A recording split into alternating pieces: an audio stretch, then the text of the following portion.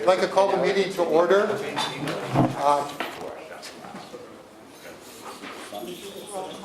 Yes, we did. Pledge of Allegiance. The Pledge of Allegiance. Oh, no, roll call. Oh, roll call, sorry. Here, I'm sorry. Chuck. Director Bernstein? Present. Director Crawley? Present? Director Carpenter? Here. Director Solano? Here. Director Jones? Here. Thank you. And Pledge of Allegiance.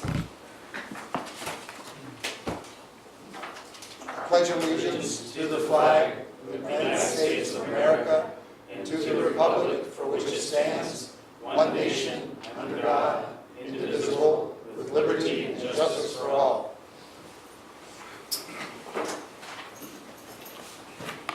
I have a reportable action from closed session, but before I do that, I want to apologize to those of you who were kept waiting. We had a long closed meeting agenda, and items were added to it earlier this week, and I apologize for us going over. So sorry that you had to wait. I appreciate your patience. Thank you. I'd like to report on item number 1, which is the fire chief evaluation. We completed the evaluation of the fire chief.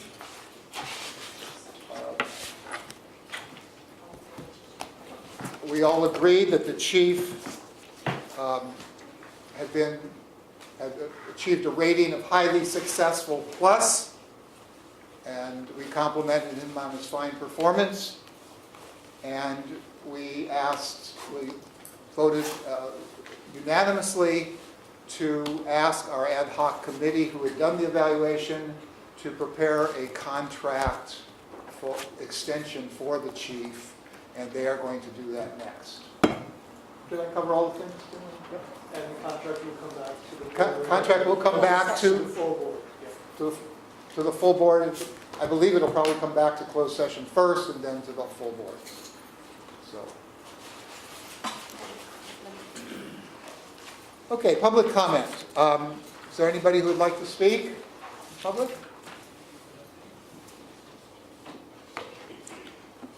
Okay, then I will move to item number 5 and pass the gavel to Peter, who will swear at me.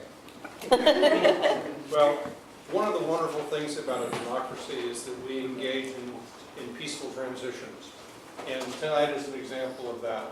And so it's with great pleasure that I have the privilege of swearing in Director Bernstein as our new president. I, Chuck Bernstein, I, Chuck Bernstein, do solemnly swear do solemnly swear that I will support and defend that I will support and defend the Constitution of the United States the Constitution of the United States and the Constitution of the State of California and the Constitution of the State of California against all enemies, foreign and domestic, against all enemies, foreign and domestic, that I will bear true faith and allegiance that I will bear true faith and allegiance to the Constitution of the United States to the Constitution of the United States and the Constitution of the State of California, and the Constitution of the State of California, that I take this obligation freely that I take this obligation freely without any mental reservation without any mental reservation or purpose of evasion, or purpose of evasion, and that I will well and faithfully discharge and I will well and faithfully discharge the duties upon which I am about to enter. the duties upon which I am about to enter. Thank you. Congratulations. Thank you. You know these are yours, right? You know these are yours. Thank you. Your copies. Okay. Captain. I'd like to thank my fellow board members for a unanimous support a month ago, and I will endeavor to do a very good job this year. I've already made the point to the members that I have not infrequently had opposing opinions that differed from some of my colleagues, but I have pledged to do my best to ensure that that not interfere with any of the procedural things we do, the setting of the agenda, or anything of that sort. I view this as a board of equals, and I expect that all the tasks that I take administratively will be taken on behalf of all 5 members. So, thank you.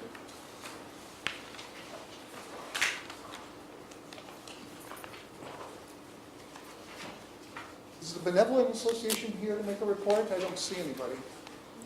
Do you think they might be outside?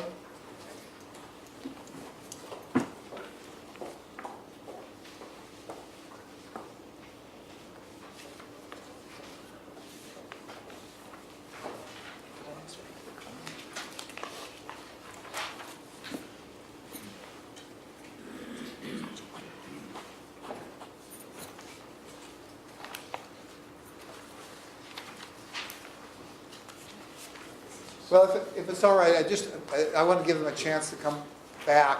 But Chief, let's turn to your report, item number 7, and we'll come back to number 6. Sure, Directors, in front of you have my January report that goes obviously back to December. Because of the holiday, I was able to get some things done, but a lot of people shut down, including us, for a period of time. So if you have any questions on any of the items on the report, I'd be happy to answer any questions. Probably of note on here is under County of San Mateo is that the county EMS agreement is ending on June 30th, 2019. And they're currently looking for a consultant to assist them with the development of new RFP. In the fire service, obviously the county chiefs, deputy chiefs, EMS coordinators are all starting to discuss that since we're, about a year and a half out, but that's going to go by very quickly. That's it. If you have any questions, I'd be happy to answer on any of the topics on there. Okay. And I will get to the Benevolent Association report in just a minute as soon as we finish the Chief's report. I'll start on my right here with Peter. Do you have any questions or comments? Chief, you make comment on fire station number 3 about the possibility of a lot merger. Right. And I would just encourage you to look very carefully at something that I think should be done before you do a lot merger. Atherton, as every other community in California, has a requirement for, or provision in their zoning ordinance for a secondary residence. And the present property at 28 Almendral would qualify for a secondary residence. If it were merged with the fire station, there would already then be 2 structures on the property, and that opportunity would be lost. So I would urge you to consider the establishment of a secondary residence on the current parcel, and then after that's been approved or built, then deal with the merger issue. Because I know that our timeline for doing that station is pretty far out, and so I would urge you not to prematurely merge it and lose the right to do that. Now, it may turn out that you come back to the board and say, we don't want to do that, but we're looking for a replacement for the Hoover House, etc., and that may well be a good way to do it. So to specifically answer your concern, staff's been meeting with the town of Atherton, explored all those various options, and we plan on coming back to the finance committee with what we found, because to your point, we're not necessarily in a hurry. We want to make sure we do it right, and we do understand there's limitations if we do a merger. There's options if we don't do a merger, so we'll be bringing those back so you can hear, what we found so far. That's all I have. Robert? Rob? I just have a few. Chief, this county EMS agreement that ends on the 30th, they canceled the January meeting, and what concerns me, what would be yours and the fire chief's recommendation to continue with AMR as a service provider? Or would there be any other strategies relative to the other fire agencies taking up the slack? Or? Well, I don't really have that concern about AMR as a provider. A few years ago, I would have. It was a terrible relationship because of the construct of the contract.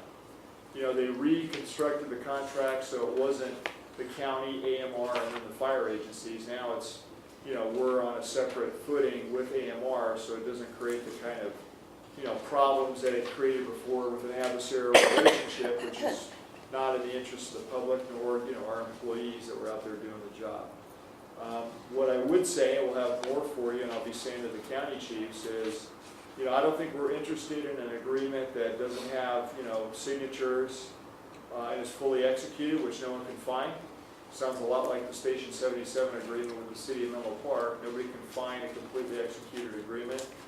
I don't think it's in the interest of the fire district, to be honest with you, to have all these separate entities that are in there representative to organizations that have consolidated their fire services already, meaning every one of the cities is participating, but yet when you look at the way they deliver services for joint entities, whether it be Central County, now San Mateo, North County, Redwood City, San Carlos, the fire districts don't have the cities or towns participate because it's a fire district. Those entities that have collapsed their service into one entity continue to allow all those entities to show up at the table and have a vote. I don't think it's a very efficient way of doing business, nor is it reflective of what we're currently doing in the operations world. So why are we doing that? And there's a variety of other things that I would say, we would need to look at in terms of the agreement. Another one would be, I don't think it's in our interest that we currently have an EMS coordinator, but that coordinator is in some respects subservient to the Woodside coordinator that is paid for, and ours is not. And that said, I would tell you that I don't think that, I think we have to make some hard decisions to the other aspects of that agreement that have to do with movement cover, auto aid, master alarm plan, and so forth, that we're going to need to look at the whole thing as a whole item versus a singular EMS agreement because it's all tied together. So we're starting that process. That was, I'm glad you brought up the Woodside compensation relative to ours with that agreement. And then secondly is the Palo Alto Fire Department. You have here that with the deployment changes and automatic aid, since they cut those fire positions, are they going to rent out a firehouse there, or what's their plan since they're going to be down those firefighters? Well, I don't Is it going to cause a burden for us as a district to answer calls there? And they're in a different county. They're in Santa Clara County. Yeah, I mean, let me say this before I go there. I think it's in our interest to have a good, strong automatic aid relationship with the city of Palo Alto, with the fire department. We have the longest contiguous border, even though it's a creek. The receiving hospital, Stanford, that we use quite often is in that county, and it's in proximity to the district, so it makes a lot of sense. That said, there's a lot of concern specifically from their union, which has been communicated that the current configuration they're proposing, or the chief has proposed with the manager and the council's approval, is going to create a degradation of service. It's going to create an undue burden on the neighbors, specifically on auto aid. So we haven't fully changed to what we were planning to do with the city of Palo Alto with the fire department. So we'll be watching the numbers, and we're aware of the situation. And to be honest, we're kind of hesitating a little bit to go any further until we see what that's going to look like. But I think it is in our interest to have a strong relationship with them beyond currently just the fire response. An EMS response, they've worked hard to have all their engines become advanced life support engines, meaning they all have paramedics now. But at the same time, what they're trying to do is they have what's called 201 rights, so they're able to have a service delivery with ambulances because they got in before state law changed. So they're looking to shore up, their revenue sources, meaning more units that can take calls, and they keep the revenue within the Palo Alto Fire Department versus having the county provider come in, Rural Metro, and essentially take that call and that revenue from them. Well, the doubly problem would be Mountain View Fire Department has cut off the auto aid with Sunnyvale, and then you have Sunnyvale that's a public safety entity that's police and fire. So there's a response time and to back up those calls for service, and Palo Alto is on the border of those two communities. So it kind of, where do they go? Well, they come to us. And I'm glad you're watching this closely, because it looks like we may be in the middle here relative to covering a lot of territory in Palo Alto. Yeah, and again, we don't have that kind of an agreement currently. It's just for fires, it's not for EMS. So, you know, if we were to change that, I mean, we'll pay attention to it, we'll watch it, but again, I think it's in our interest. But equally, I would say, as the contract, as we just discussed with the county EMS provider, the county itself changes, in there as well as automatic aid within our county. We'll need to take a look at, you know, what's our desire, your desire to continue forward with the current configuration, or is there changes that can be made there too?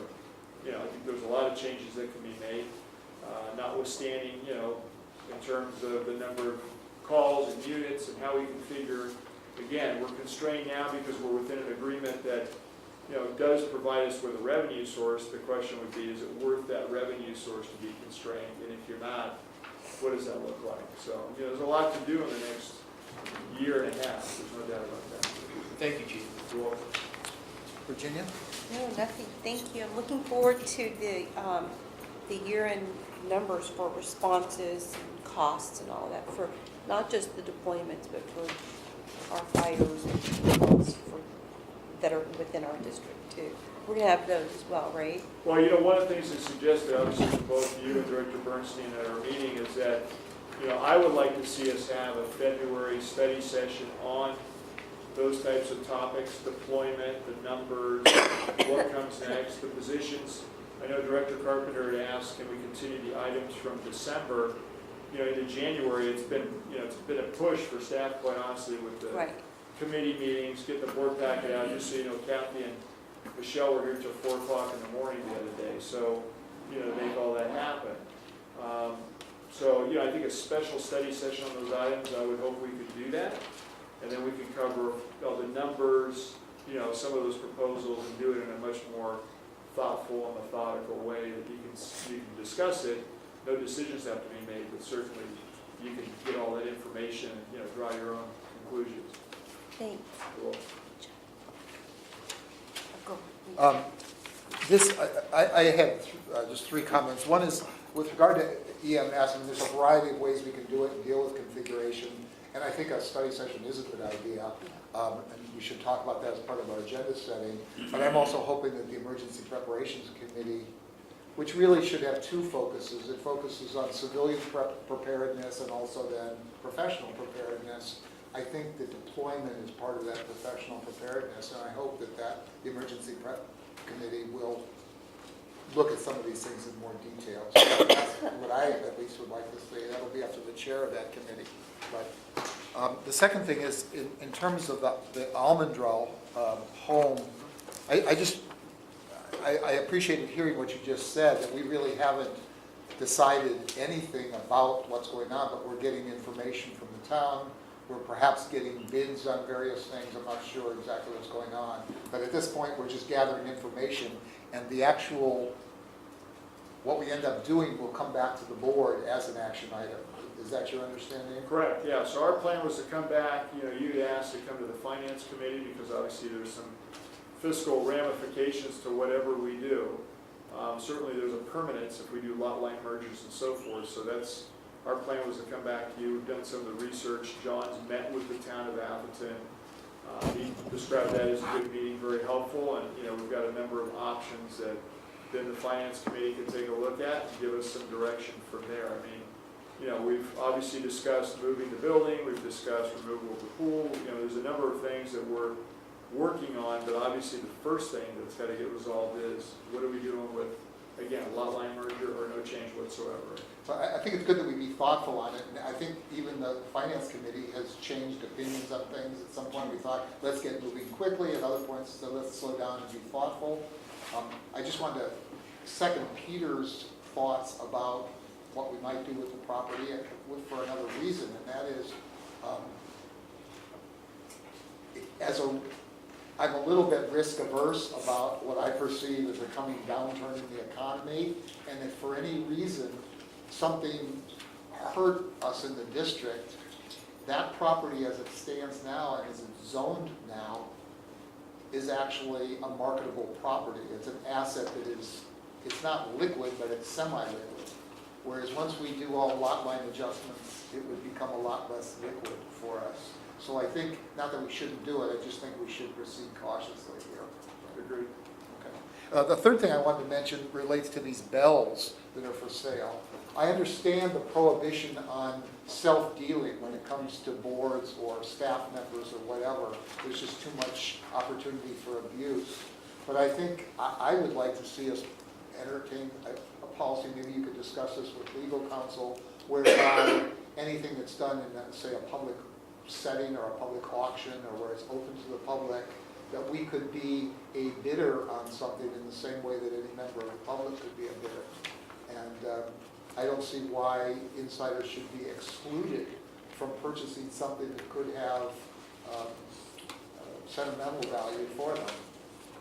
So I had put in my information you hear, which is incorrect purchasing policy, and that surplus property. So we provided you tonight the surplus property policy, and it excludes, active duty and board members from the ability to purchase anything that we put out there. So I can ask legal counsel, he's right here. I know we discussed it briefly, but at the end of the day, that is your policy. And I'd forgotten that as well. It's just the way it is. I don't know how to get around it. I mean, I understand the interest, but that's the rule, and I'll leave it to legal from there. So if we take a board action, right, change that policy, obviously that's not for you tonight, but as far as something you consider, and then we have to review the legal ramifications of that change in Or policy. make an exception, right? Yeah. Chief, just a quick note on the purchasing policies. There's several of us that have handled this. Myself, Kathy, John Hitchcock, Jim Stevens helped me. This came from a discussion from the board last year. When it relates to the district employees and officers, and this is probably where the legally people's code into play is, the intent was not to exclude you from what you just described. Officers, directors or officers are prohibited from retaining surplus property offered for sale, essentially taking it before it goes out for sale. So there might be a little wiggle room in there. That's Let's take this offline for right now. We don't need to resolve it, but if you could resolve it, I think that would be helpful. Okay. Any other, we've gone around, but anybody else have any more chief report comments? Okay, I'm going to go back then to item number 6, which is the Firefighters Benevolent Association report, activities report. Yes, sir. Thanks for having us tonight, directors. Hope you're having a good night. Just want to bring you up to speed real quick. We did have some changes in our association board this last month. In January, we have an election to elect new officers and those sorts of things. If you're familiar with some of the firefighters, you might recognize some of these names. I was moved into the position of president of our association, and John Renner is now the vice president. John and I both also are DVPs, or union officials as well. And then the other 3 remaining members of our board are now Jim Montalvo, who took John Renner's place. So he's midterm, so he's only in for another year. So Captain Jim Montalvo, and then Chris Tenenbaum, Captain Chris Tenenbaum, and now James Lennon is the new addition. So we lost Travis Hooper and we picked up James Lennon essentially.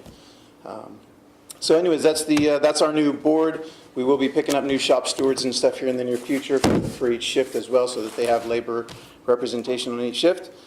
But our benevolent report for the month of December, obviously, as you know, we run a pretty big toy drive in the community. So our toy drive numbers look like this. We gave toys to about 350 kids at the VA over here in Menlo Park. That was early on in the month, maybe around the 15th or so, but don't quote me on the date. And then we also gave toys out on the 23rd at the St. Anthony's location to, John said, around 800 children. So quite a few children there. And then the balance of what we had left was given out on Christmas Day itself. Now, little side note there, we don't give out toys on Christmas Eve, which is typically our day, when Christmas Eve falls on a Sunday, because St. Anthony's has church on Sunday, and obviously the parking lot conflicts and all that stuff. So that's why it was done on the 23rd this year, if anybody's curious.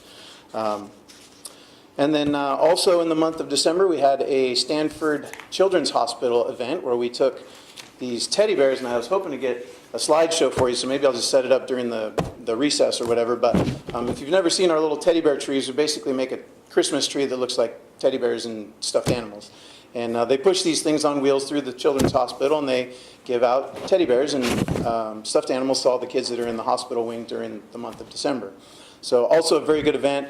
One of our guys dresses up as Santa, and we take old Tom over there, and it's a pretty big deal. In fact, Tim Bogner, the captain that's in charge of the event, wanted me to make sure that you guys know this year, because of the move to the new hospital, they were cutting out a lot of people. They weren't allowing a lot of these benevolent acts to come, but they said they'd make an exception for the Menlo Park Firefighter Association because it's so well received that the kids love it. It's such a great event. So in spite of all the moving of equipment and kids and all that stuff that was going on, they said, yeah, we'd still love to have your toys and your teddy bears come in. So we sent about 6 of our guys off duty, obviously, with old Tom and a pickup truck full of teddy bears, and they gave them out to all the kids. So all 3 floors of the Stanford Hospital received toys.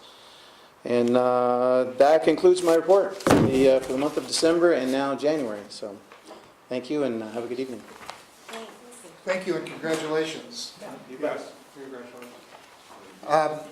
Okay, we've now come to our consent calendar. We have items 8 through 14 on the consent calendar. Move approval. Second? Okay, it's been moved and seconded. Would anybody like to take any of the items off the consent calendar? I would like to take off number 13 and number 14, please.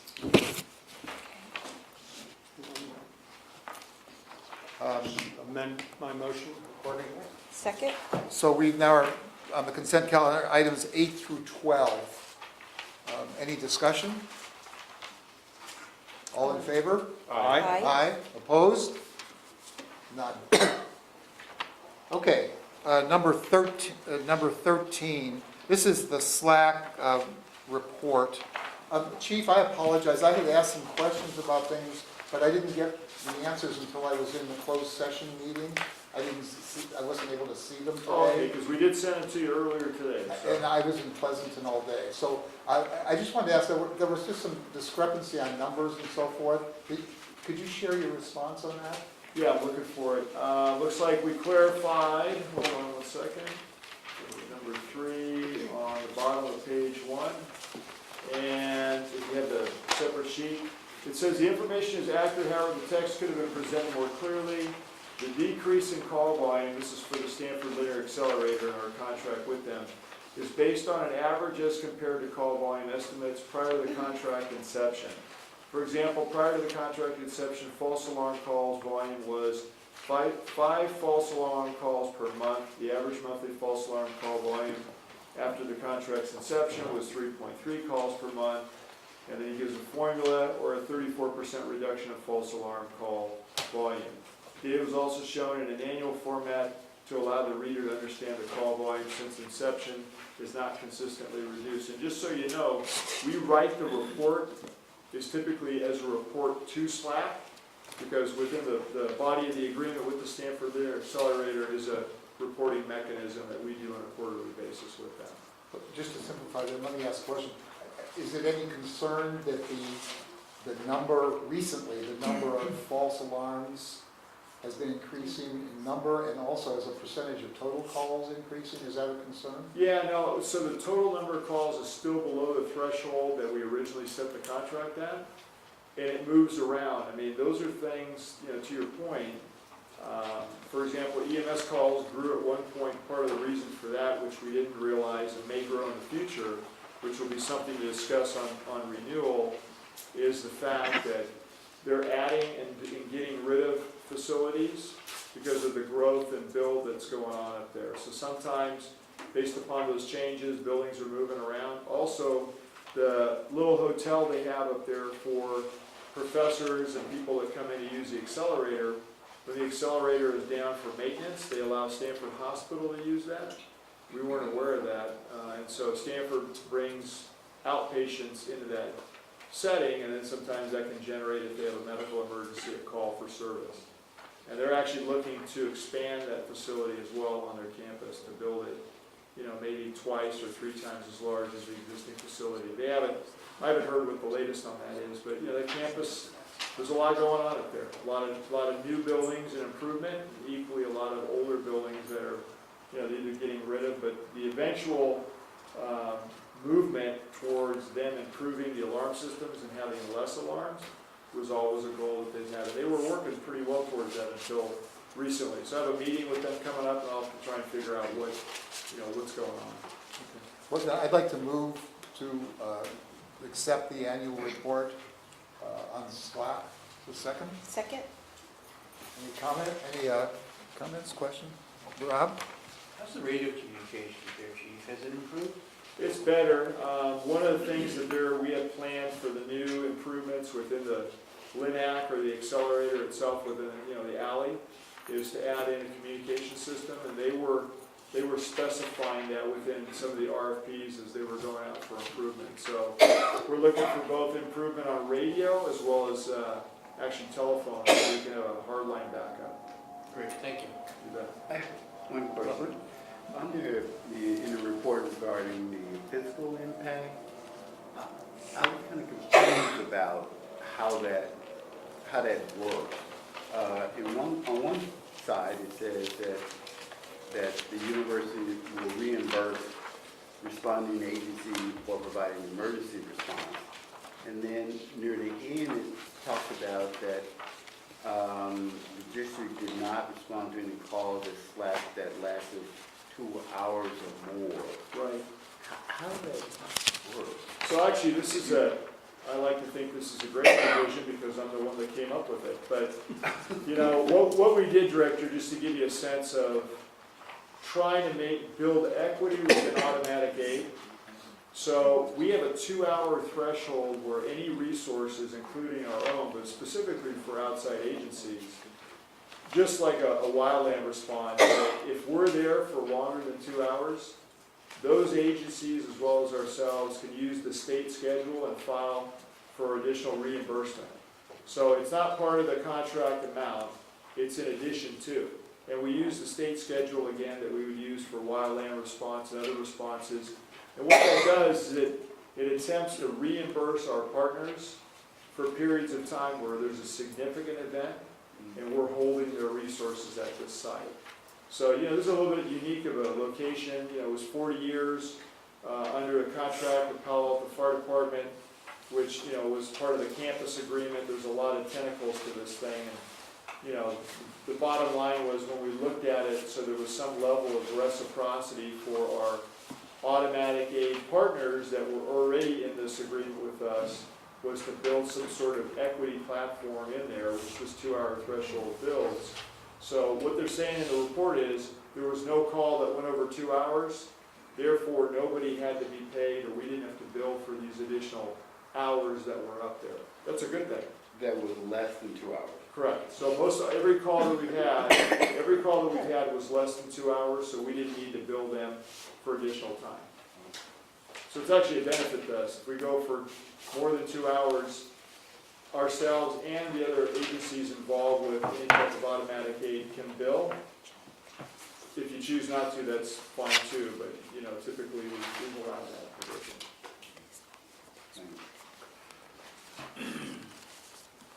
Any other questions or comments about this? So there's a motion to approve, to accept the report. All in favor? Aye. Aye. Opposed? Okay, number 14. Again, I apologize, I didn't get a chance to read this. This was something I raised a concern that as of January 1st this year, there are a number of new legal requirements that are placed on the district in our contracting for services. And this report sort of alluded to some of them. I didn't think it was complete, and I have a concern that we're maybe not up to speed on what we're supposed to be doing here. Yeah, I'll let Tim talk to it, but you can see, hopefully the answers do answer, but we did consult with legal counsel and, just so you know, we are compliant, but go ahead, Tim. Sure. Just briefly, so the DIR requirements that apply to these types of contracts actually were in effect for a couple of years, and we worked with district staff, John Hitchcock, in our office to create a exhibit to the contract, and in your staff report, it's Exhibit E to the contract. and it talks through the requirements that the district files the form, and, which is required under the law, and then also the requirements for the registration of the bidders. So the contract's in compliance with the law. SB 96, which came up, it didn't really change the obligations of the law. What it did was impose an enforcement mechanism, which is significant. There's penalties, and actually stop work in some instances. So bottom line is, there's a process already in place with form provisions in the contract to address all those requirements, and they were complied with generally and specifically for this contract. Let me ask you about, one of the provisions of SB 96 is that we inform contractors in some form of bid document of these requirements. Yes.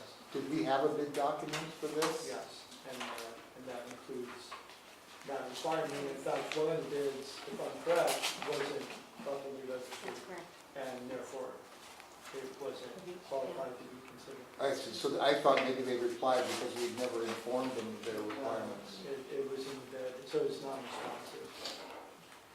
And just so you know too, I mean, you know, sadly, there's, well, I guess I shouldn't say that. If I was a contractor, it was a great time. But part of the, I think the difficulty that we're having, one of the reasons we want to move this forward was, you know, the utility of it, we need security for that facility before we could really bring things, anything over there. So the lighting, the cameras, the alarms itself, I think are important, the gates and so forth. But the other part of this too, just so you know, I mean, we struggle like a lot of governmental agencies because of all the requirements that are getting put on these contractors, whether it's performance bonds or whatever.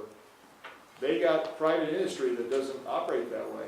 So, you know, government, quite honestly, makes it difficult, which then limits now the number of people that really want to bid our work. And, you know, sadly, we find ourselves in positions at times where we don't get anybody to bid jobs. And when they do, they jack the price up quite a bit simply because they know they got to jump through a bunch of hoops. And, you know, I don't know, I understand the state legislature and all these people that want to continue to add, you know, all these requirements, but from where we're sitting, they're not helping, they're making it harder and worse for us to get things done. Okay, my main concern was that the cost of a violation is $10,000. Yeah, we're compliant. It's a big we're hit. compliant. Yeah. And I had a second concern, but I think it's less so of this, and that is, I'd very much like to see the plans and know what the plans are for the facility, how we're going to use the space, what portion of it will be used by the FEMA warehouse, and how much of it we'll use for ourselves, how much of it we may use for complementary tenants and so forth. And do you have any idea at this point when such a plan might be coming to us? So Chief Mars, you know, just got promoted permanently. He's working on that. You know, and they're currently, the USAR program is going through an ARE, administrative review process, that they're going to be evaluated by FEMA, so we're really not trying to double burden them to try and move at the same time the feds are coming out to go take a look. So we'll wait until that's done. There's an exercise that's going on with the National Guard and so forth, but all that said, he's working on the plans to try and initiate what sequence, how much, and then again, you know, what parts of the building. And I will tell you, it will be probably a 3-year proposal and process in terms of repairs that need to get done, roof elements. I mean, if we're going to take serious the flooding risk, the seismic reality, you know, there's improvements that along the way we will need to do. But for us to get out of where we are now, where we're paying rent, for us to then, you know, get that rent paid to the district and realize that benefit, you know, all those things are going to be part of a phased move out. And at the same time, you know, as you mentioned, the USAR program, you got to have a deployable asset. So, you know, you have to always be mindful that we need to use the resource. And so, you know, from, again, a user standpoint, from a readiness standpoint, we have to make sure that they can go at a moment's notice. So there's a lot of preparatory work in that too. Next couple months, or a year from now? I would say you're going to see a phased move over there. When will we as a board see something? within the next 2 months, we'll have a proposal back. That's all. And then, you know, again, part of that will have to be some seismic improvements, and this will be a phased process. And it will go again to the finance. Well, you've satisfied my concerns about the requirements under the Department of Industrial Relations. So I would like to move our approval of this resolution. Second. Any further discussion? All in favor? Aye. Opposed? Okay. We're now on item 15 in the regular agenda.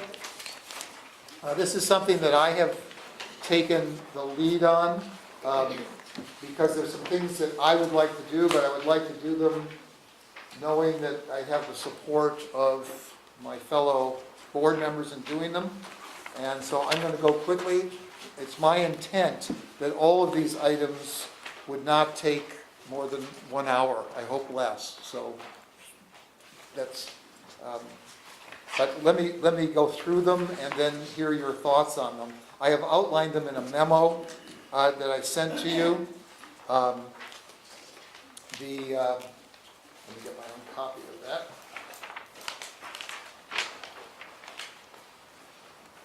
Does everybody have the memo that I sent? I do. Yeah. Anybody not have one?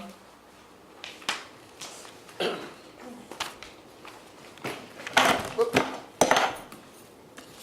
Okay, first let me just say one of the themes that I'm hoping that we'll turn our attention to this year is that theme of the next 100 years. We had a very successful celebration of our first 100 years, and I think it's now we're looking at a new world, some new challenges, environmental, legal,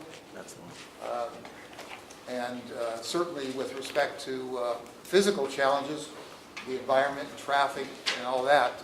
And I think we need to start thinking about this. I hope that some of these things that I was going to put into place will help us do that. So let me talk about 15A for a minute first. 15A, I'm looking at page 2 of the memo, where I'm proposing to use our committees more fully to discuss the items prior to board consideration. They'd still come before the whole board, but that many of these things that we have to do, we could have a smaller venue, a little bit less formal, and be able to ask questions and follow up and have staff come in, and that it would help everybody be more prepared when we had the full meeting with the whole board. Is there anybody who feels uncomfortable with that? I think it's a great idea. Okay, so let me then go to number 2, which is the idea of sending all budget and expenditure items to the Finance Committee prior to the board meeting. And it's really for the same reason, but in fact, many of those items are very technical or detailed. Sometimes they require some research, and it just seemed like it was a more appropriate forum, and it would actually speed our board meeting.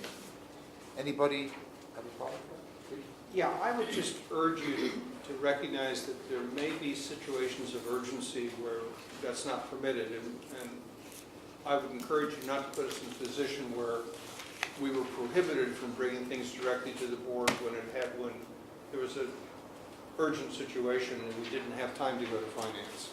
So be careful putting in place rules that will constrain you in an emergency situation. Yeah, I mean, let me say, I think that's right. Certainly, we're not going to pass up deadlines or hurt ourselves by letting a deadline go past. And we should But not. the wording here said sending all budget and expenditure items. Just make sure, give yourself some leeway so, when it's in the best interest of the district not to do that, you have the ability not to do that.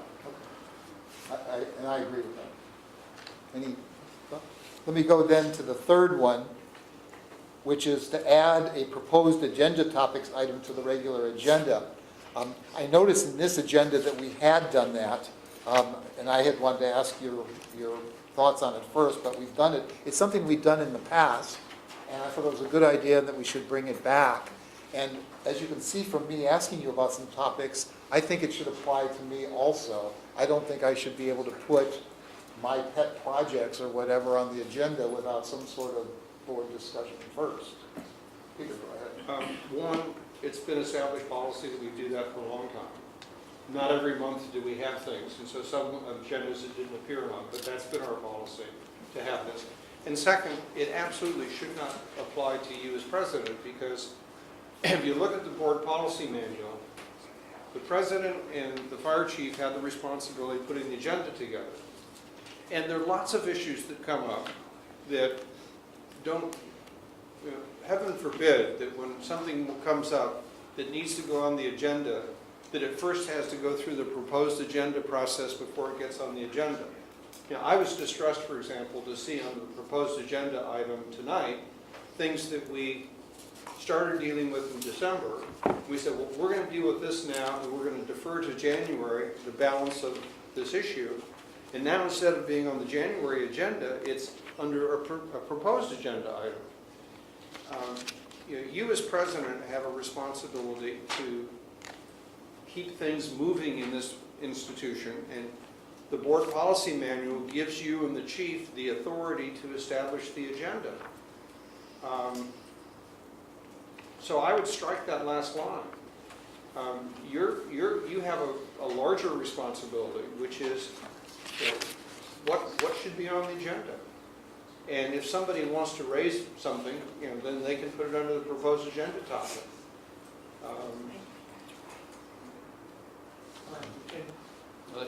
I agree with that, actually. Yeah, I mean, Chuck, you need that discretion, being the board president, to put what you want on the agenda, and so does the chief.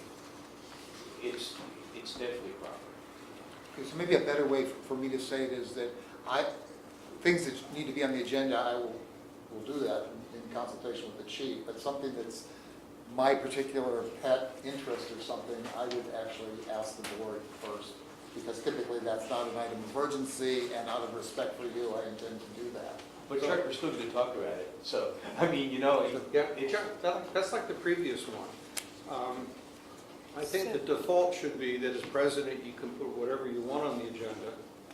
If you have something that you think it might be a little bit self-serving, don't hesitate to put it in the proposed category, but you shouldn't be required to put all of your things in the, and when a strict reading of this would be anything you want to put on the agenda has to go in the proposed category, which I don't think is right. Okay, and I agree with that. Okay. Go ahead, Tim. Can I just add one point of information, reinforce what was said? So under the board policy, under 4.2, which is the duties of the president, it does say what was previously stated, that the president shall collaborate with the fire chief to establish the agenda for the meeting. And so that's in your board policy, and as president, you have that authority. And 7.2 is the proposed agenda items, and that really talks about agenda items by other. 7.8, I'm sorry, 7.8 is proposed agenda items by other members of the board. So just to reinforce that, what the policy said. Well, thank you. The other thing, the last one in this category is that I had wanted to add, next to the Benevolent Association report, a report from CERT. CERT now has an independent board. They're involved in many activities, and I thought it would be beneficial for the board to hear from them. Any problems with that from anybody? Again, that's your discretion as president in consultation with the chief. And one of the things that's a bit tricky about dealing with this memo is that it's been agendized as a discussion of a number of issues. And we as a board cannot take action on discussion items. We can only discuss them. I would urge you to do that, but it's a decision that you and the chief should make in accordance with your collective responsibility to set up the agenda. I think it seems to me there's a broader question here as to how information gets to the board and what information should come to the board. And if I'm understanding or trying to understand what Director Brunson is asking is, if there are various, like today we had fund, group come before. That's information. It can be very good information for the board. There may be other committees or other programs and activities that are out there that may or may not impact the thoughts and thinking of the board. Whether they get filtered through a standing committee the standing committees we have, or how does that information get to the board? And it appears that, seems to me that in this case, CERT, the executive board, somewhere, how their information gets to us, filtered through the committee, or are they filtered directly from the president of that particular committee to the board directly? You know, I think the broader question is, how do we get information? How the information is filtered to the board that may be germane to decisions or understanding of what that committee or process is all about? Yeah, I would note that we had a discussion in December about some of the ambiguities about the overlap between the CERT board, our chain of command, this board, et cetera. And I would urge you, Chuck, and Chief to spend some time talking about that, because I think we have to be very cautious as a board that we respect the chain of command in the organization. And the CERT organization comes under the chief and the management team. And we should be cautious about creating the impression that we have any direct control over or responsibility for the CERT executive committee. Let me respond though with some additional information that came out of the Emergency Preparedness Committee. Both the staff was there and CERT members were there at the Emergency Preparedness meeting, and I think there was agreement about how to do that. That is, the district staff felt that it was appropriate for the board president to make a report directly, so everyone seemed to be in accord with that. That's useful information. Yeah, so, because I'm glad you had that discussion. So I don't think anybody's toes are going to be stepped on. If that changes, let's talk about it, but I think that it seems all right at this point. I'm not, for me, it's not, I'm not trying to isolate one CERT committee. That's not what I'm focused on. I'm focused on, for example, we have committees, right? Committees, the committee report, what comes out of committee get reported to somebody. And so if there are other pieces of the organization that information needs to come from to get a better understanding, how does that information flow to the board? Does it flow directly from the chief through his report? Does it flow directly from the president of the board? Just how does information get to the other board members so that there can be clarity and understanding about whatever that committee or entity is doing that may impact here, the board. So it's a much broader question than let's isolate CERT. I don't want to do that. I just want to say, how does that information get to the board? How are we going to answer that question? I don't know. That's what I'm trying to figure out. How do we answer that question? I mean, what mechanism is put in place? Right now, it seems like what I hear from Peter is that the chairperson makes that decision solely, along with consultation with the chief. And I'm saying that if that have worked in the past, then I guess why fix it? But it seems like there's gaps of information that could occur without including other board members in that process. Well, let me say this. One of my goals, as I said, would be to make the committees more active. So I would hope that more information would flow to the committees as well. And so it would come from not a single source, but multiple sources. Well, flowing information in, there has to be a flowing information back. So to know that the information that went forward was heard, acknowledged, and then the information coming back somehow in some form. So anyway, Okay, I'm going to move on, I'm not, but I think this is, yeah, my goal here is to increase the amount of information coming to the board. Okay, then, and let me ask Tim, this, the mistake would be due to me if it was, but for item B, that is the proposed committee and liaison assignments, I think that probably should have been more properly listed as approval of these assignments. And given that we're discussing it, can we also make a motion to accept them? I think in that instance, because what the board rules say is that the first meeting, no later than the first regular meeting in January, Yes. that the president-elect with approval of the board should designate who would serve on various committees.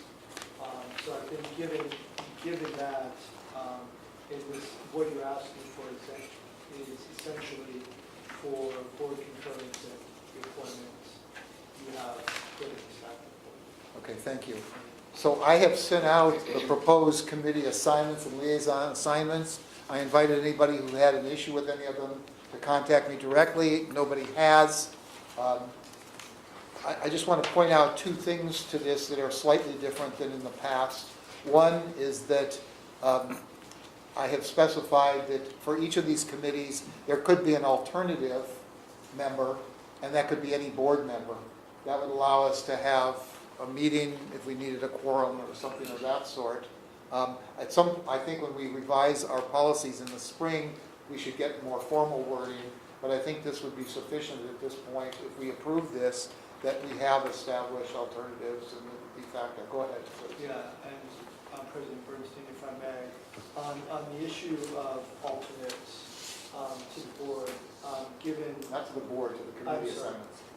my mistake, alternates to the committees, given the current rules of board policy, what we recommend on that item is rather, since that is established sitting here tonight, in other words, the committees are established, your ability to appoint members of the committee with the consensus of the board. But the alternate issue, we recommend that come back to the board as a board policy amendment for consideration, and then we can work on the language about the process and sort of protocol for the alternates, rather than tonight that item being addressed. So that would be our recommendation. So in the chart, we would recommend not moving forward on the alternate. Rob? Yeah, I didn't make any comments because I wanted to put it as a discussion item. But, I'm down here for one district, and then Robert is down for another district. And since Virginia is the pre-medical group, she's going to deal with those county supervisors that are part of LAFCO and Horsley is part of the JPA. So it would make sense to make Virginia probably District 4, or just let her be 3 and 4 to represent the county. And, since Robert lives in EPA, it would make sense, since we finally have a representative out of EPA, that he would be the representative, and I have no problem, since I live in Menlo Park, to be a liaison for Menlo Park. So I know what your rationale was, because I did read your rationale, but I think it goes a little bit further, because when I was the JPA and dealing with the county, it was very useful to have the board of supervisor positions, both since they've cut us up a little bit with the districts, that it would make sense that one board member would represent 3 and 4, and the JPA, since the board of supervisors are on that, and then of course it falls into county function. So that's just a suggestion. I mean, you're the board president, and it's just that dealing with some of these entities, it was always a crossover that I had before.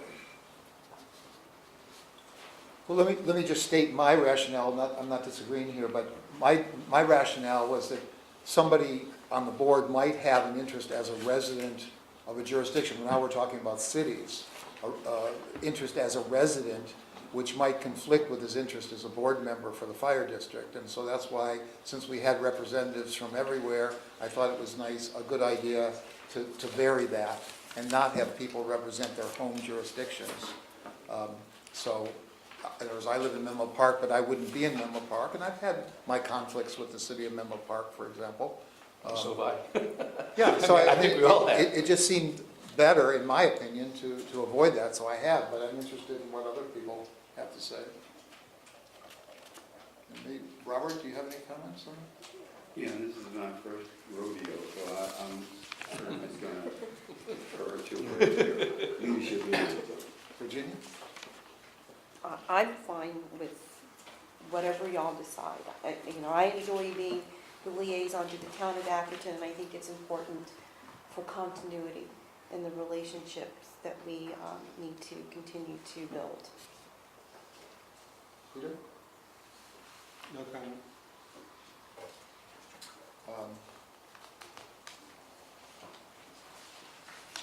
So let me just understand your other thing, Rob. You were feeling that the JPA contract overlapped with the liaison to the county? Well, You with can the- be Could- you can be the EMS JPA person. Well, since they've broken us up into two districts, 3 and 4, so we have 2 board of supervisors. And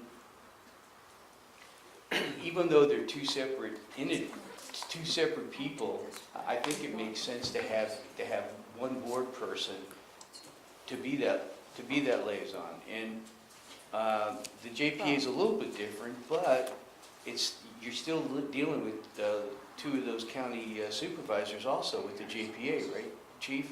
And like I said, Robert being on the board from EPA, brings a lot to the table, and dealing with the EPA people.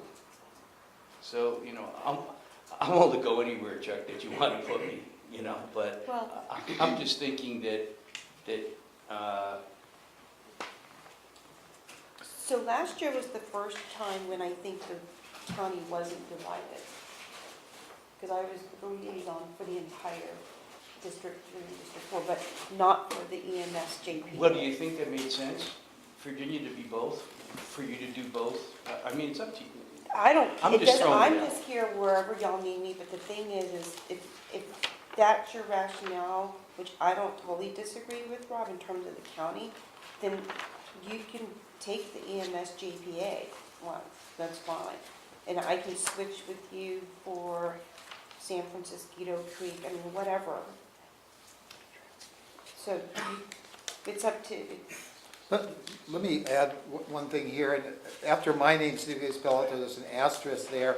I had not had a chance to talk to Peter because he was out of town, but I have since talked to him, and he's agreed to take that assignment. So I Okay, should note that great. my name would be scratched off there, and Peter's would be there. On the East Hall. In East Yeah. Palo Alto, yes. Well, I'm hoping that maybe somebody would make a motion to accept these as they are and to try them, and if, I'll put it on the agenda in 2 months. If it seems like it's awkward, we could come back to it.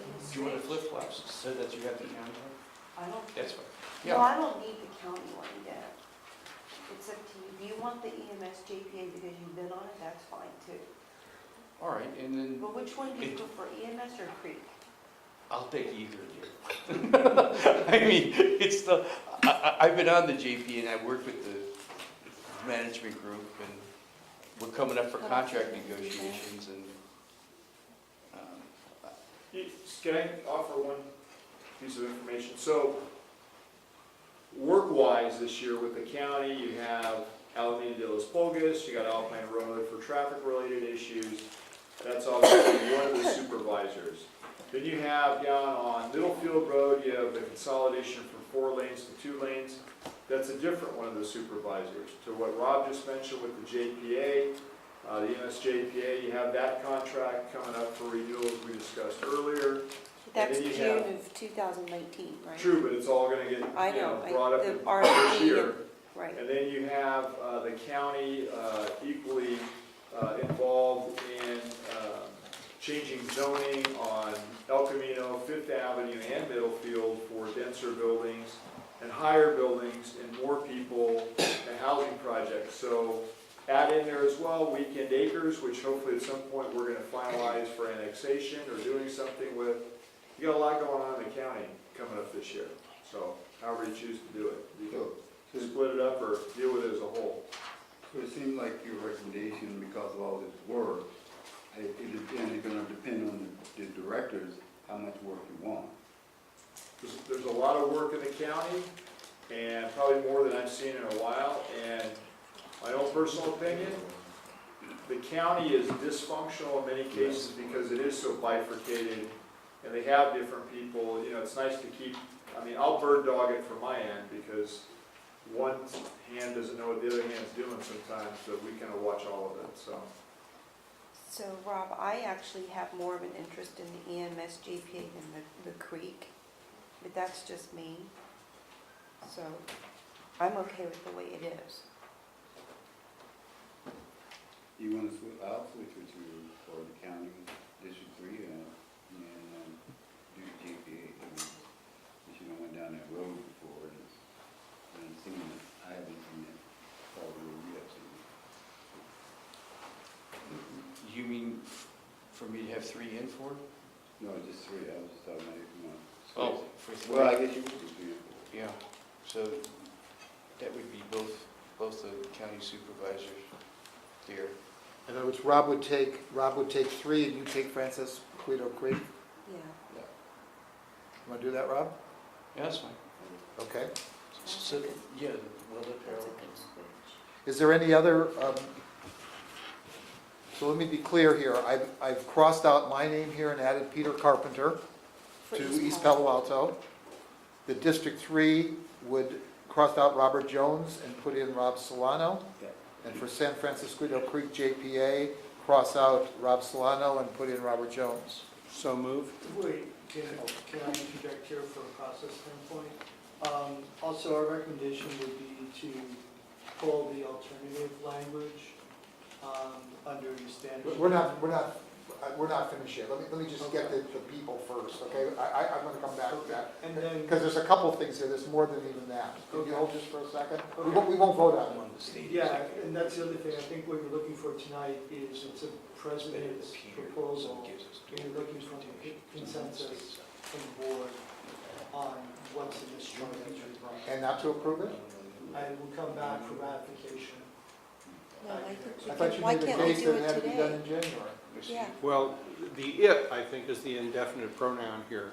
I do think that we can, in fact, approve your recommendations for committees.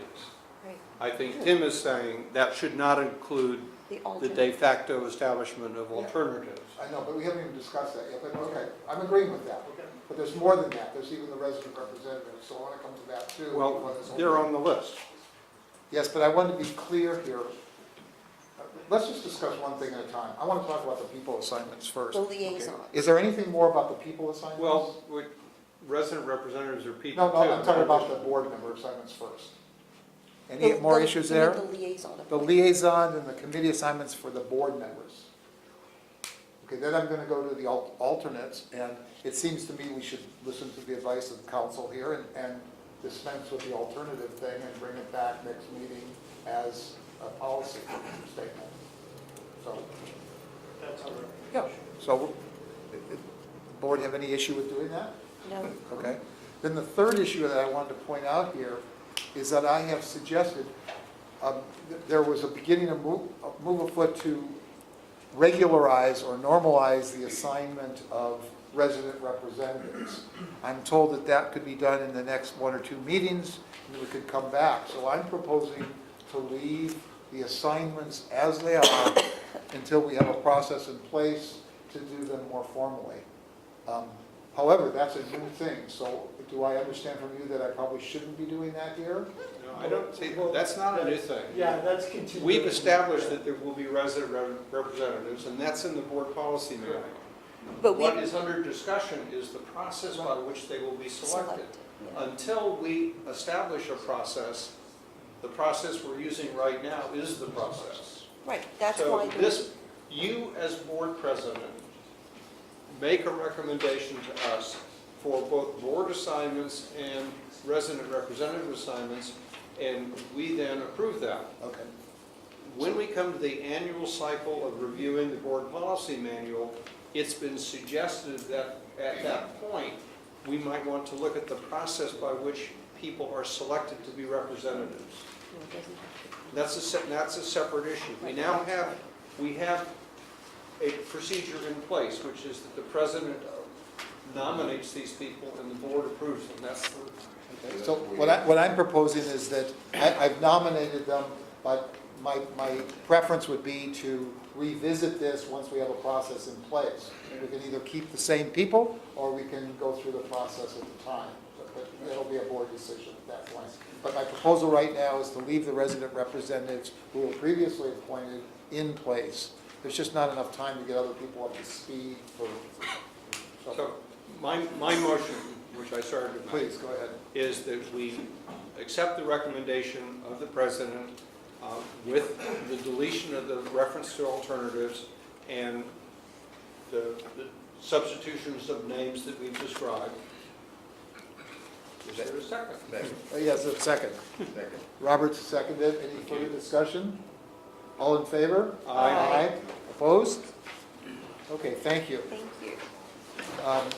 So 15C, we've effectively discussed already, which relates to the resident representatives, so I won't come back to that. The discussion of board priorities, I don't know if this is going to work, but I'm going to try something here. Can I just make a point? Yes, thank you. I don't think, and I'll defer to council here, I don't think that we can, in fact, deal with the issue that you put, this issue at this meeting. This is these are fundamental questions. The public has not had the opportunity to see this, to comment on it, etc.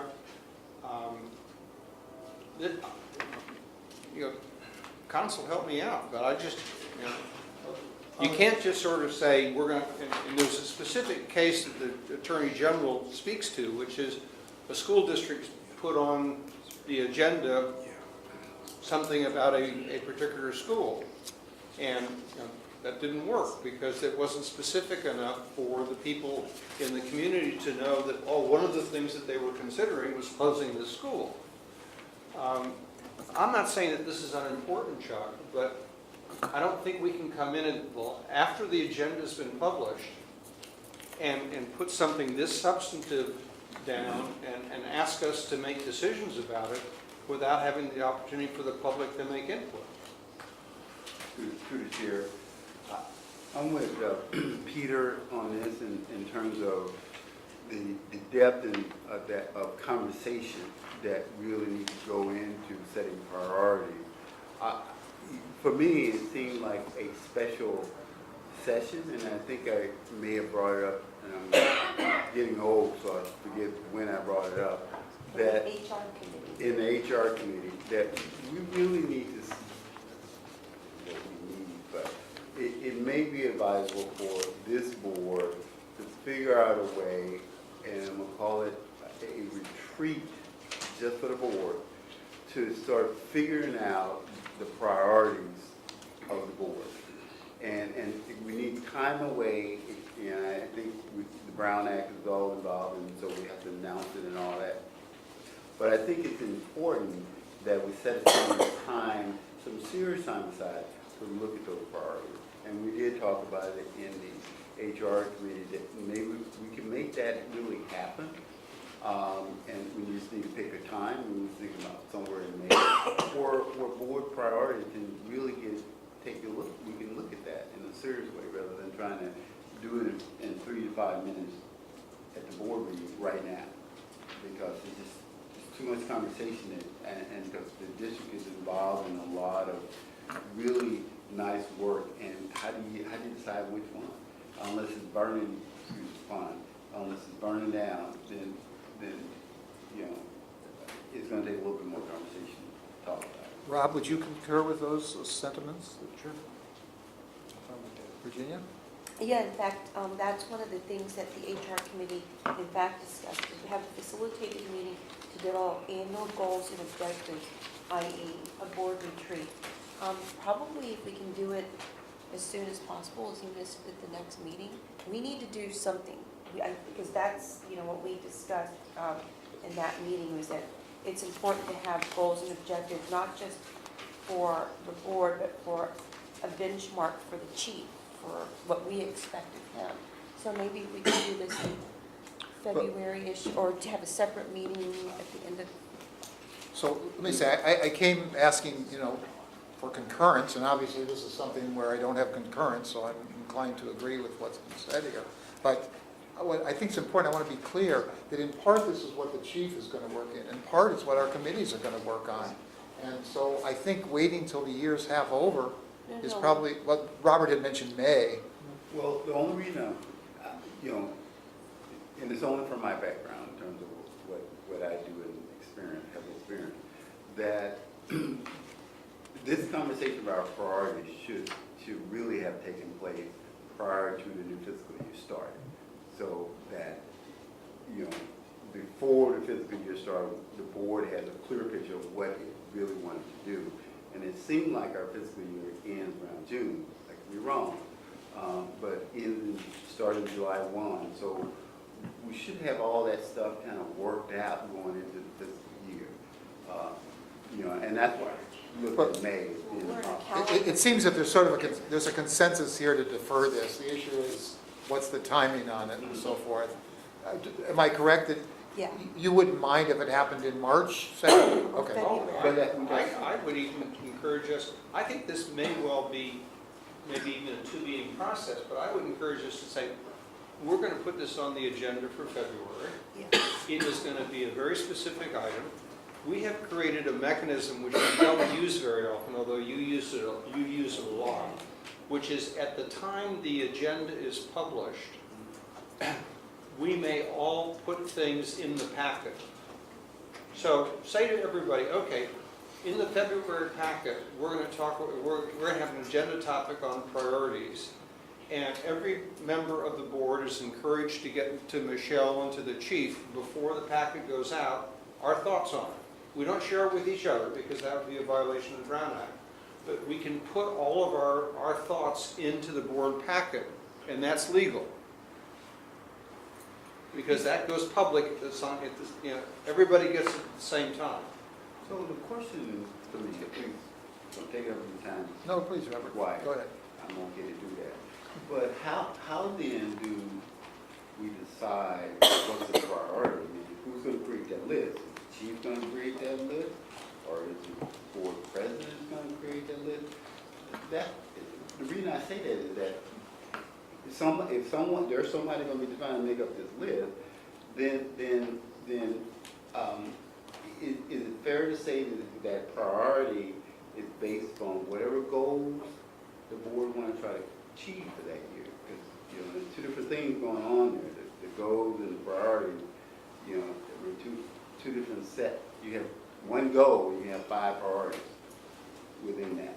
So I'm just saying, it seems to me that the first step should be one of understanding what our goals and objectives are as a board. So therefore, that takes a little bit more, a longer period of time. Now, if the priorities are already set, we already know what they are right now, then the February meeting makes sense. So it's what people are talking about. It makes sense to sit down and sort them out and just go for it at that point in time. Yeah. Chuck, one of the things we could do is we could say to the Strategic Planning Committee in February, hey, that's your primary priority. Make recommendations to the board as to how to, what should be on the list, etc.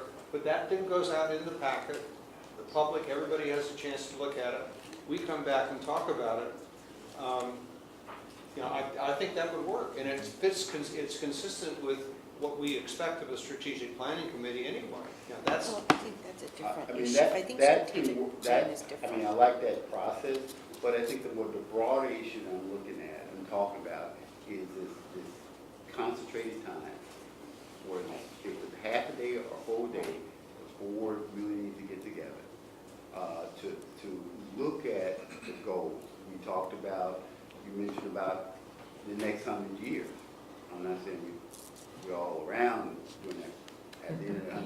great, but at least over the next couple of years, begin to look at what those goals are that the board is going to want to work on. For this upcoming year. For the upcoming Yeah, year or I 2 think years that's down the very road, you different just from need the to look at it. strategic plan. Let me say, I think that there's nothing here in conflict. I think we have a consensus that, one, we're going to defer this, two, we'll find another venue to do it. And I think that it would be ideal on the committee agendas. I would like all of the committees, even though we haven't formally ratified anything, I'm looking at I'd like to see all the committees meet in February and at least start the process of what is this committee going to do this year? What would we like to do? That could change based on the board priorities, but at least we start by indicating what's important, getting some feedback from staff of what's important from their perspective, and that we ought to start talking about that. So I will propose that as one agenda item for committees. There certainly could be more, but I'd like all the committees to meet in February to discuss what they intend to do and to come up with a schedule for the year. If they don't feel they need to meet every month, that's up to the committee. But I'd like them to meet in February to make that decision. That's great. That's fine.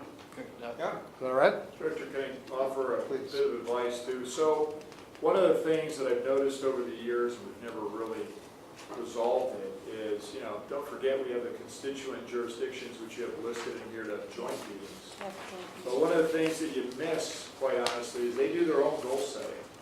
So, the board really never strategically positions itself in advance of their meetings to A, have someone who attends every one of those, and B, what do you want to accomplish with them that can be brought up in their goal setting meetings and shared with them, prior to or whatever. So consequently, if you miss those meetings and nothing gets said, that's how they're going to run their business for the next 12 months. So if you're not on the priority list, or the relationship isn't good enough, or there's challenges, you miss that window. And we've never strategically really lined up with it. So it's part and parcel, I think, to the broader strategy. Director Jones made as well, that there's also that fiscal piece. How do you line up in the fiscal year? So there's a lot more to all these different things. It may not be one meeting, it might be several different ones at different times of the year, but strategically looking at where do you want to position yourself and what do you want to do and for what reason.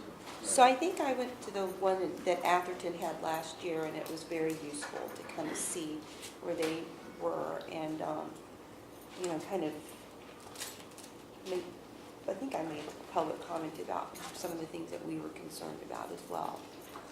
So it was, well, this was last year. This was understood. about a year ago, whenever they had their Okay, well, studies. I But I think it's important to go to those. Well, I think it's important to know what we'd like to accomplish with them, like this Right. disaster Right. services I think council Right. or whatever. you want to go to those meetings Right. with some consensus from the board, because I can tell you, I've Right. also heard board members say there's certain priorities in meetings with council members, and I don't recall those ever That's being right. priorities, so. So that's, Yeah, just kind of Okay, pick so up let's- along the way. we'll begin the process, and we won't tonight do any more with that, but we'll continue it. One last thing, because I like to have conclusions on, I think if you don't mind, I think if, or the board doesn't mind, that you prefer setting up, looking into that type of logistics. If the board is amenable to having this retreat through the HR committee, and the HR committee can bring back what a timeline and what its thinking is on that in concert with what the chief may have in mind. Let's put Are you that okay with- on the committee agenda then. Okay, I've got it right here. But, but Peter, actually, I'm the chair of the strategic planning committee Right. now, so I will put it on from a strategic planning standpoint also, and then we'll come together having discussed it in several venues. Yeah, Okay? but it's. I'm not talking about the retreat, I'm talking about the idea, yeah.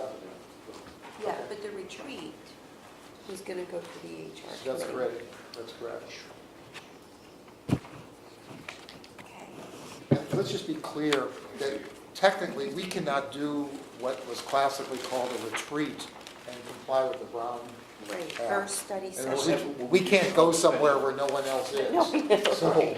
let's just be clear. We'll work out the logistics. Right. It has Yeah, we to could be just open call to it the special public. It has to be open to the public and Study accessible to the Exactly. public and so forth, Study yes. session, a study Right, session. study We've session. had it before. That's right. I just wanted to make sure there was no misunderstanding of the word retreat. Okay, study session topics. Here were some things that, I mean, people have been very gracious in asking me to exert some authority and put things on the agenda.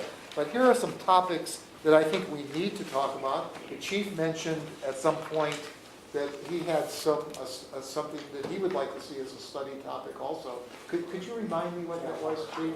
Which one am I on, Director? I'm sorry, I'm on 15E. The discussion of proposed study session? Right, so for February, and we've done this before, it kind of gets to, the calendarization also for staff when we introduce things. I know that it was felt that December was too rushed.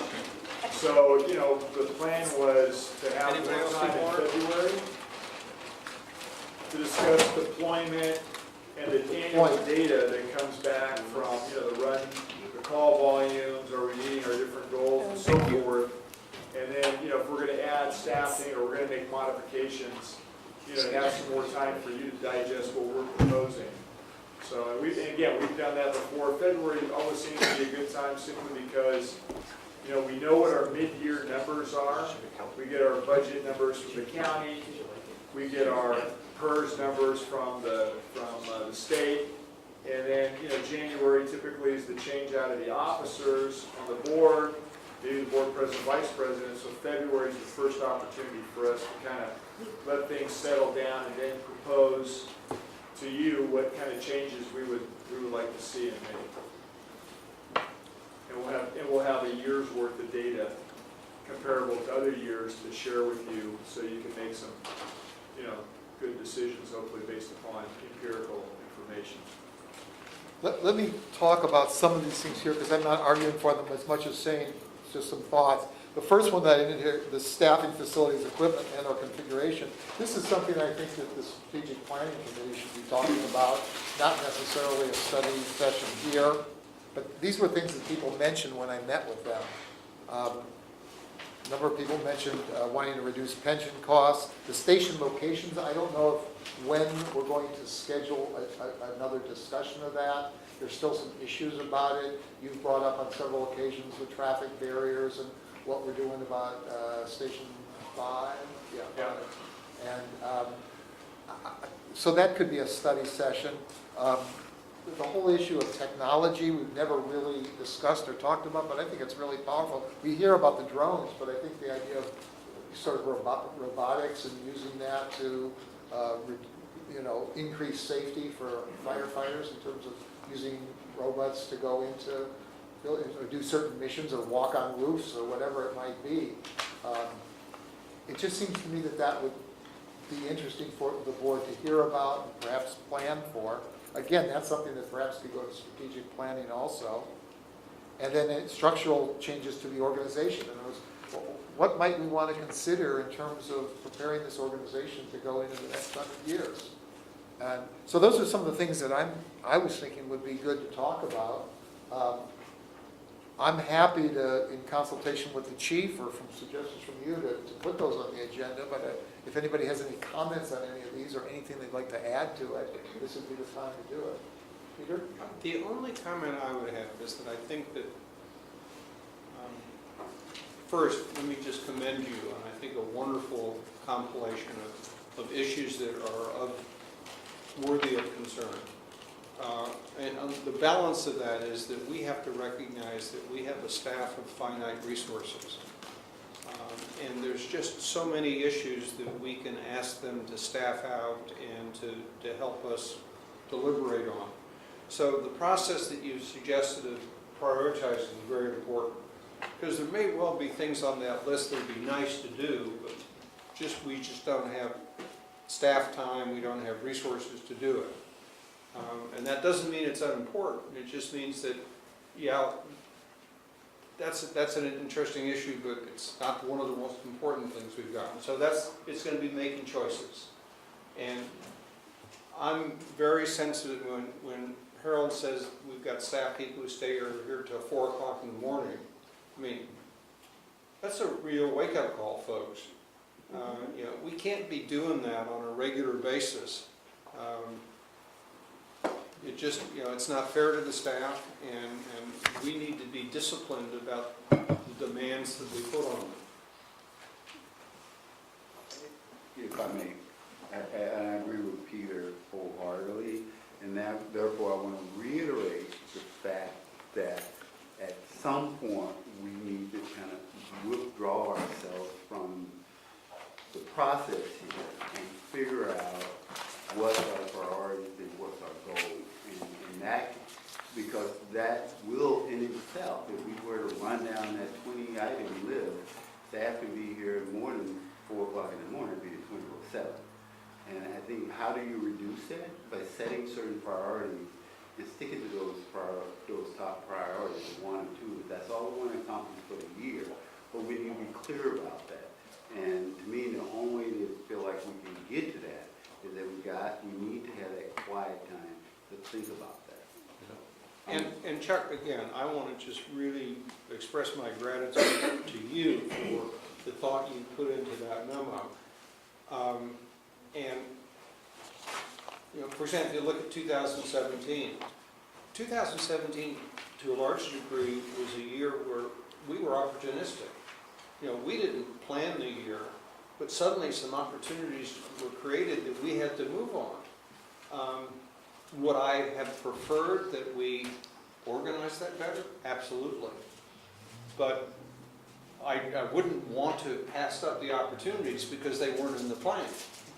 And so this is refreshing, and it's also one of the nice things about a change of leadership is that, you know, where you stand depends on where you sit. And you're sitting there now rather than at that end of the table. And so it's great to, you know, mobilize, you know, your strategic perspective, et cetera, but we just have to make sure that we don't put more on the table than we can eat.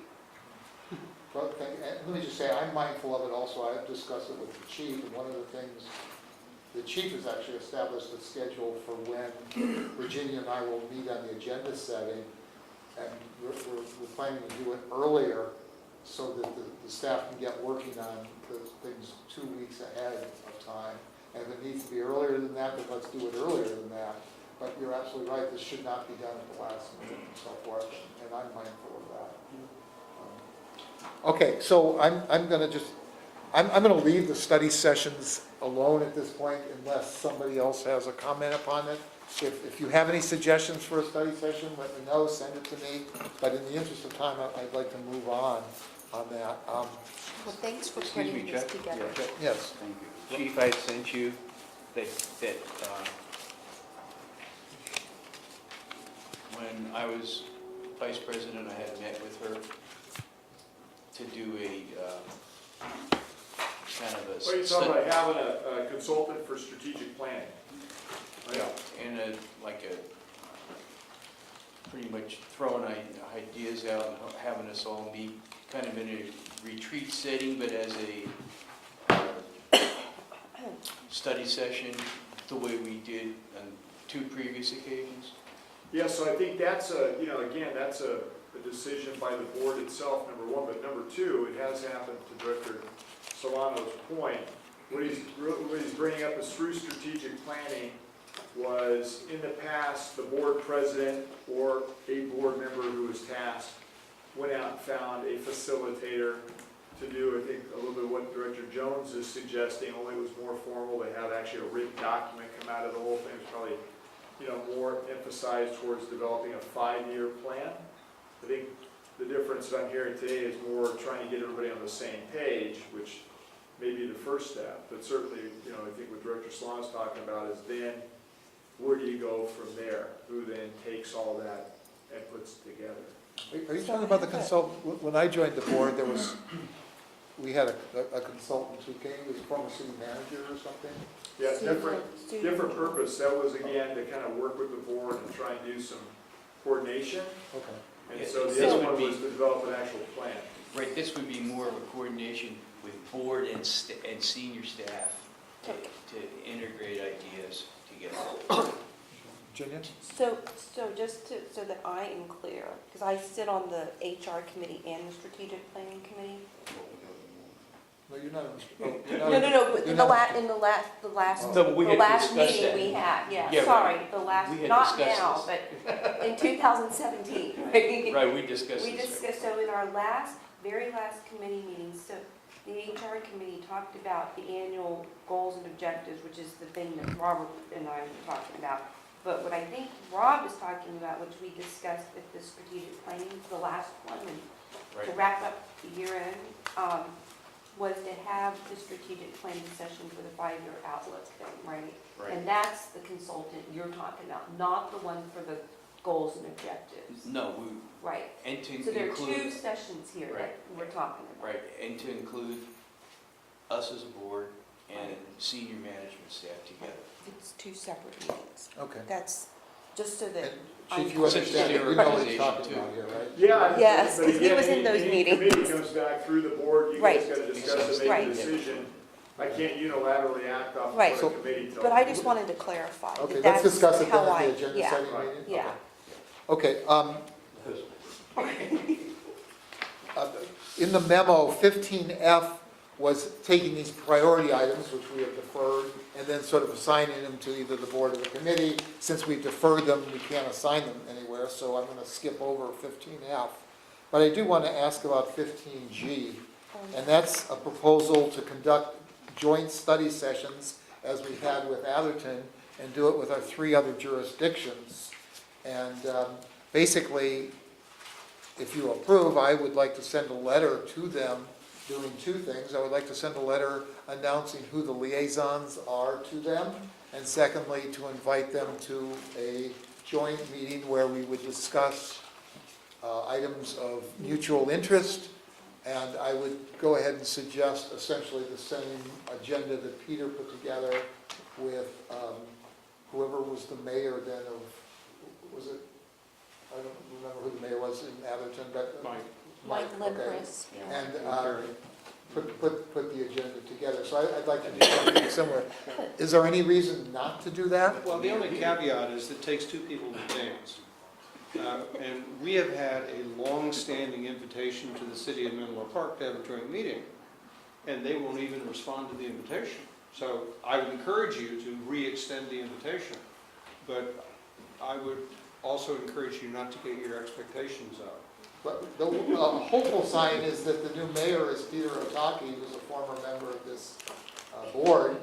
And I know you might say that that has not actually helped that much, but maybe this year it will help. Can I give you an alternative solution, which I mentioned earlier?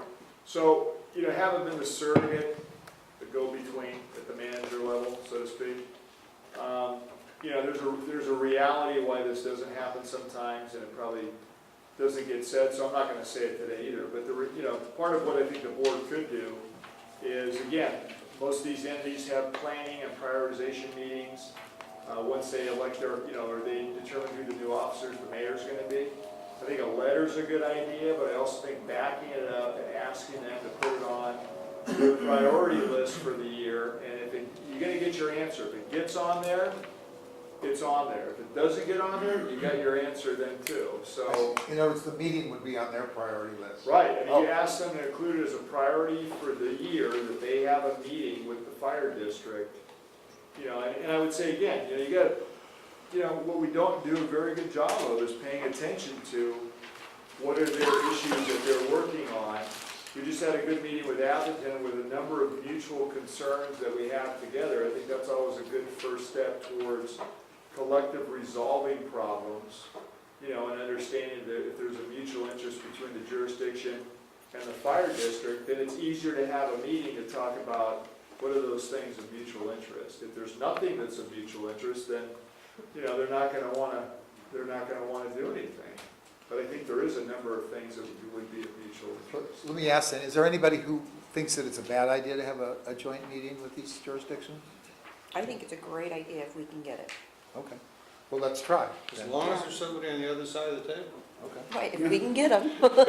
So, Director, to follow up, so whoever the liaisons are going to be to the jurisdictions have to take the letter, make sure they meet with their counterpart at the city, and then make sure they go to the planning meeting or the pre-meeting and introduce that to the council directly, because I can tell you, the fire chief talking to the city manager only gets you so far.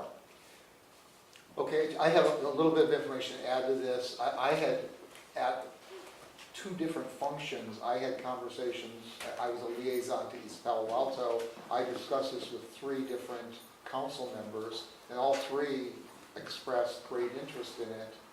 And so what I'd like to do is send out the letter immediately, just to see, introduce the liaisons, invite them, and then have the liaisons follow up. Is that?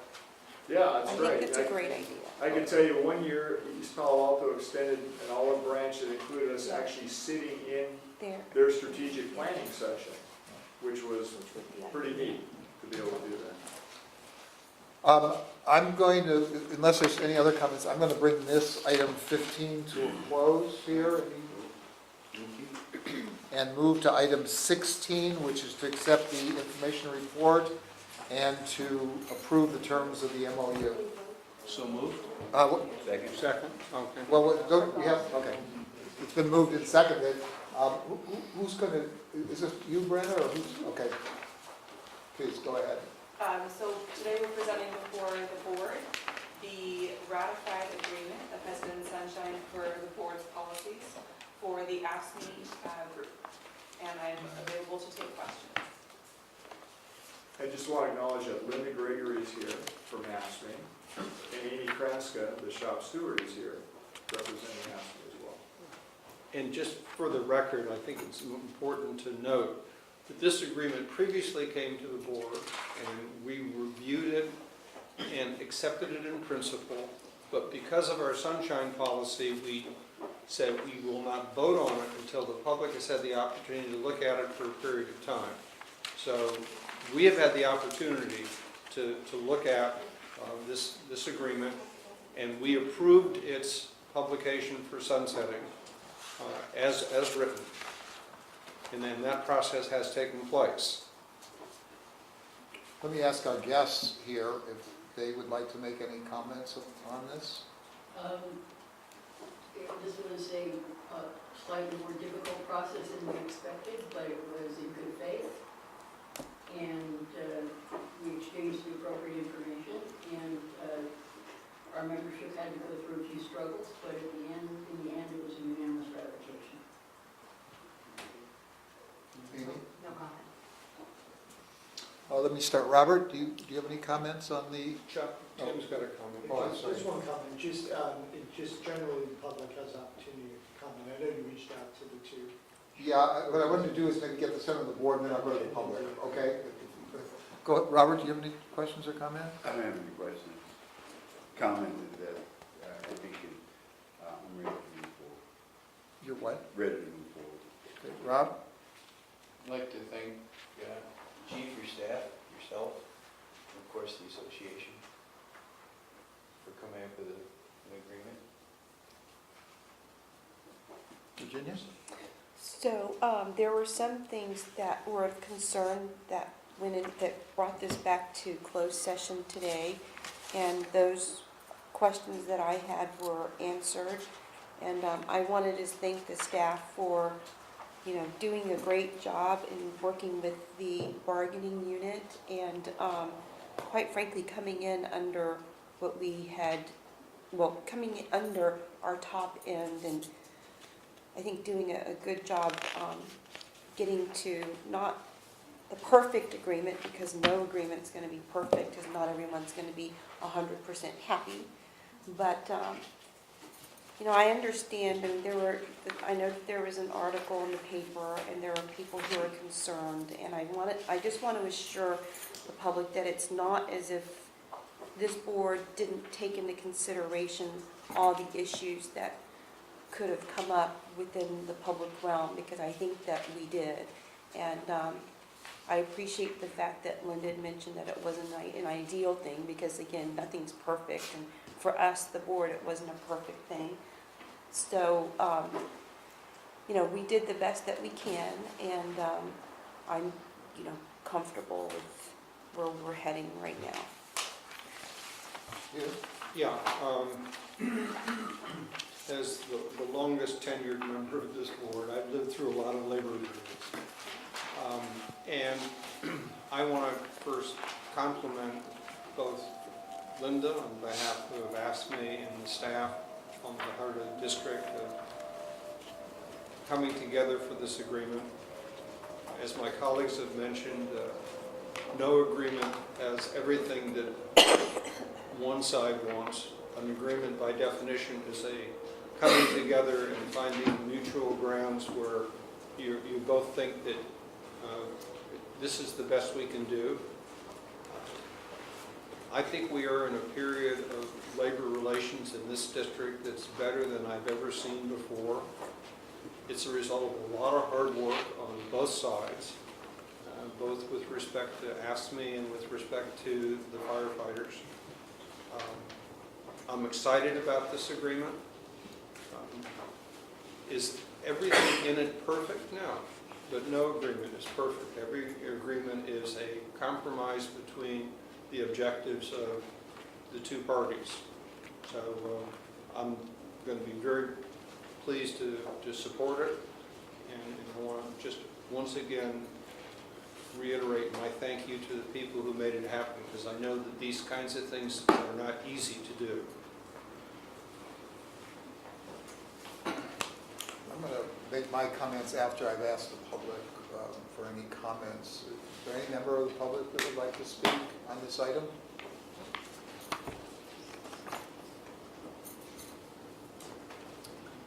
Hearing none. I feel very torn here. I've long felt that that some of the things we do as part of our both compensation and benefits exceeds community standards, and I'm torn between my loyalty to the district's employees and my loyalty to the electorate that could put me into this seat. When the AFSCME contract came up before, I voted against it because I felt that it didn't meet the community standards. I think the increases that are in it exceed substantially increases that are occurring with things like Social Security and other indicators that are important to me and a lot of our electorate. So I have those concerns, and it's been hard. I've been advised here to vote for it because that would help show support for our employees and the people that provide all the stuff that we're doing tonight. But I'm also mindful, that, again, of the people that voted for me to put me into this office. And I just want to say that I am appreciative of what our employees do. That's true of all of our employees. I mean, those that we're speaking of tonight and the rest as well. I'm very demanding in a sense. I'm sometimes harsh in my words, but I view the people that we have as professionals, and I believe that in a professional world, it is a harsh world, and you're expected to do the best you can, and you're expected to be challenged, and that's just part of the whole thing. But I do appreciate what they do. I know the late hours, and I also know that I do it for my own organization. It's not unusual. People who know me well know that they're getting emails from me at 2, 3, 4 in the morning also, almost on a routine basis, because in the end, life is hard, and I think that it's something that I'm really mindful of. Fortunately, I'm lucky at my age to be still working and having another source of income, but there are many people in my age cohort who are not able to work and whose benefits have actually lessened under Social Security because their medical payments went up and their benefits went down, and life is hard for them. And I know there's a lot of resentment in terms of what they struggle to get in terms of pension or retirement benefits. So it's a very difficult decision, and I will leave it at that at this point. Anyway, I do appreciate AFSCME. I have great affection for its representative here on a personal level, and for many of the employees whom I know who are AFSCME represented. Let me ask if anybody else has any comments before we take this to vote.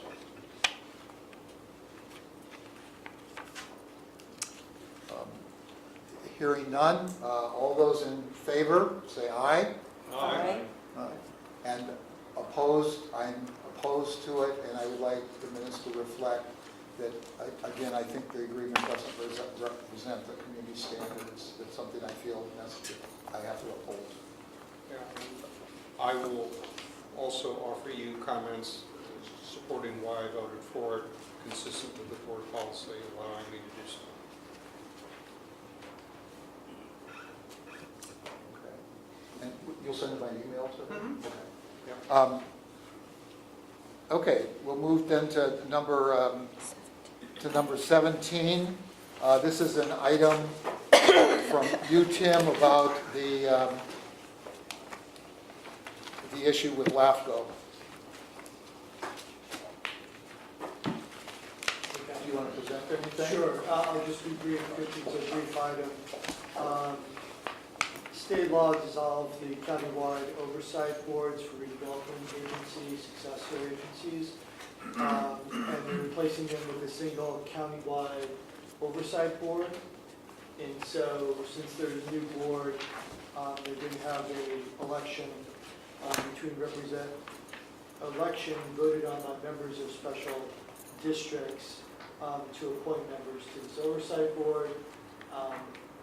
By the law, the president is the person who's eligible to vote at the meeting to help select those.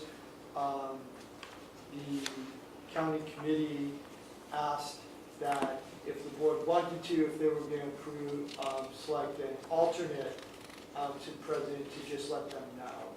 And so the question before the board is whether they want to appoint an alternate to attend the county meeting if the board president is not able to attend. But let me just maybe cut this short by saying I am available and I'm intending to attend. And so, Yeah, I would just make the point, though, that in the event that something Right. inadvertent happens, I agree. we would be, since this is so specific that we have to have a designated alternative, you know, I'd certainly designate one. I'll make the nomination. I'd like to nominate Robert Jones to be the alternate. okay. So moved. You get it. Well, I mean, I don't, that's fine, let me just ask. We have an assignment, the only thing I was going to, Peter is the LAFCO Oh, representative right, here. forget. Would it Right, make sense to I will have Peter take do that. it? I'd be pleased to do that. There you go. I'll retract, why not, why not? I second that. Sorry, Peter, I'm still used to the new, So is that okay, is that yeah, acceptable by so consensus? I'll nominate Peter Carpenter. Peter, I'm gonna nominate you then. I'll nominate She'll- Peter to, should you have to? Virginia withdraws her prior motion. Yeah. She nominates Peter Peter to as be an the alternate. alternate. Right. And Second. Rob seconded it. Any discussion? All in favor? Aye? Aye. Aye. Opposed? There you Okay. go. All right. Okay, thank you. Let's go then to number 18, which is the board meeting calendar for 2018. I had one comment on it, but I'd be interested in any other comments from any of you first. Well, let me mention, the one thing I'm wondering about, it's fine with me, but I'm wondering about the meeting that's 2 days before Thanksgiving. Oh, yeah. And if maybe we should, because we ran into a little bit of a problem with that this year for people that wanted For travel. to travel and so forth. I'm fine with the calendar, but I think it might not be a bad idea. Chief, do you have any thought about staff and availability? Well, you know, here's my, I don't know if I have thought as much as I have comment. So you hit on it earlier, you know, I think the committees need to meet and figure out, you know, what they want to get done, and then, you know, what does that require in terms of meetings? You know, I just want to press upon everybody, that's, you know, that's staff time, right? That's agendas, that's minutes, that's, you know, work that needs to get done. And so what's the purpose? I mean, you know, my cliche comment is always, don't have meetings, just have meetings. You know, have a meeting because you got something you need to do and you want to get done. And then you got to factor in your own, you know, schedules for vacation and different things that could be in there. We'll have an alternate this year, obviously, if the committee needs to meet, which I think is a good thing, because we want to keep workflow going and The supporter wants to meet? for the committee. Right, you have an alternate who could stand in if somebody can't be there. But at the same token, you know, if the committee doesn't need to meet because the principals feel that that's not necessary, they can miss a month or so, then that's also something that needs to be looked at. So, I'm actually talking about the board meeting itself, which is scheduled for November 20th. And And Thanksgiving is Thanksgiving's on the November 22nd. 22nd. yeah, well, that would be, that's a no-brainer for us in terms of a no. Don't Right. meet that, Don't change it. Okay, Yeah, I that's why I agree. brought it up. Yeah. Thank you. Okay, so why don't we move it a week earlier then to To the the 15th? 15th. Oh, I'm sorry, the 13th, you're right, 13th. Yeah. And if excellent. we do that, I would just point out that that really compresses the amount of staff time available to get ready for it, so we should plan on that being a relatively lean agenda. Yes, and I think we could also plan on starting that in the last week of October also. Yeah, we just have to be careful with what we call the cascading effect here. Yeah. Right, moving things around and then that pushes up against something else, but I think we'll be fine. Yeah, I think we can, my advice is just, let's recognize as we're rolling towards November, not to say, oh, let's put that on the November agenda. Because if the November agenda is a big agenda, and they have 1 week left to do it, it's going to be very tough to do it. And Chief, let me say then, I think that calls for us to change the agenda setting session also. Yeah, by a week. Yeah, So it a would week be the- earlier? The end of The October. morning after the board meeting. Yeah, exactly, the end of October. Okay, so we're saying that the November 20 meeting is changed to November 13, and the setting meeting from November Whatever the 5th. first Monday is to the previous 29th. Monday of the last month. Does somebody on their calendar want to tell? 29th. The October 29th? 29th, 29th. yeah, which is, yeah, fine, that's fine. But Peter, to your point, that isn't, our board meeting is October 16th. It's not. I know he was kidding, Oh, but it is close I to took that. it literally. Okay. And I think we need to vote on this, so we have the calendar. Any other changes anybody'd like to see? So moved. Second? Oh. Before we, Okay, we're not going to vote yet, go ahead. in terms of, since my name is now on the emergency prep committee, and I see that January was a meeting and the next scheduled meeting is not until March. No, and I've already asked, and I think the board was in agreement that we would have February meetings, Yeah, and that each committee would then decide the subsequent meeting schedule that it needs to do its business. Is that, so we will what we'll need to do is fill out, and I thank you for bringing that up. We need to do that for the committee agendas, to at least schedule the February meetings. yeah. We need to talk about So it's been moved and seconded. Any other comments on the agenda? All in favor? Aye. Opposed? None? Okay, we're on number 19, President's Report. Peter, I don't have a President's Report, but you had a President's Report. And it was on the minutes of the last meeting, so. Right. Was it? No, it's, That was an attachment to the minutes for the It was December attached to the meeting. minutes. I presented that at the last At meeting. the last meeting. Yeah, okay, I mean, you spoke, but I didn't realize that. it was in the, Got it. in the board packet. Got it, okay, so we And- don't need to do anything more with this.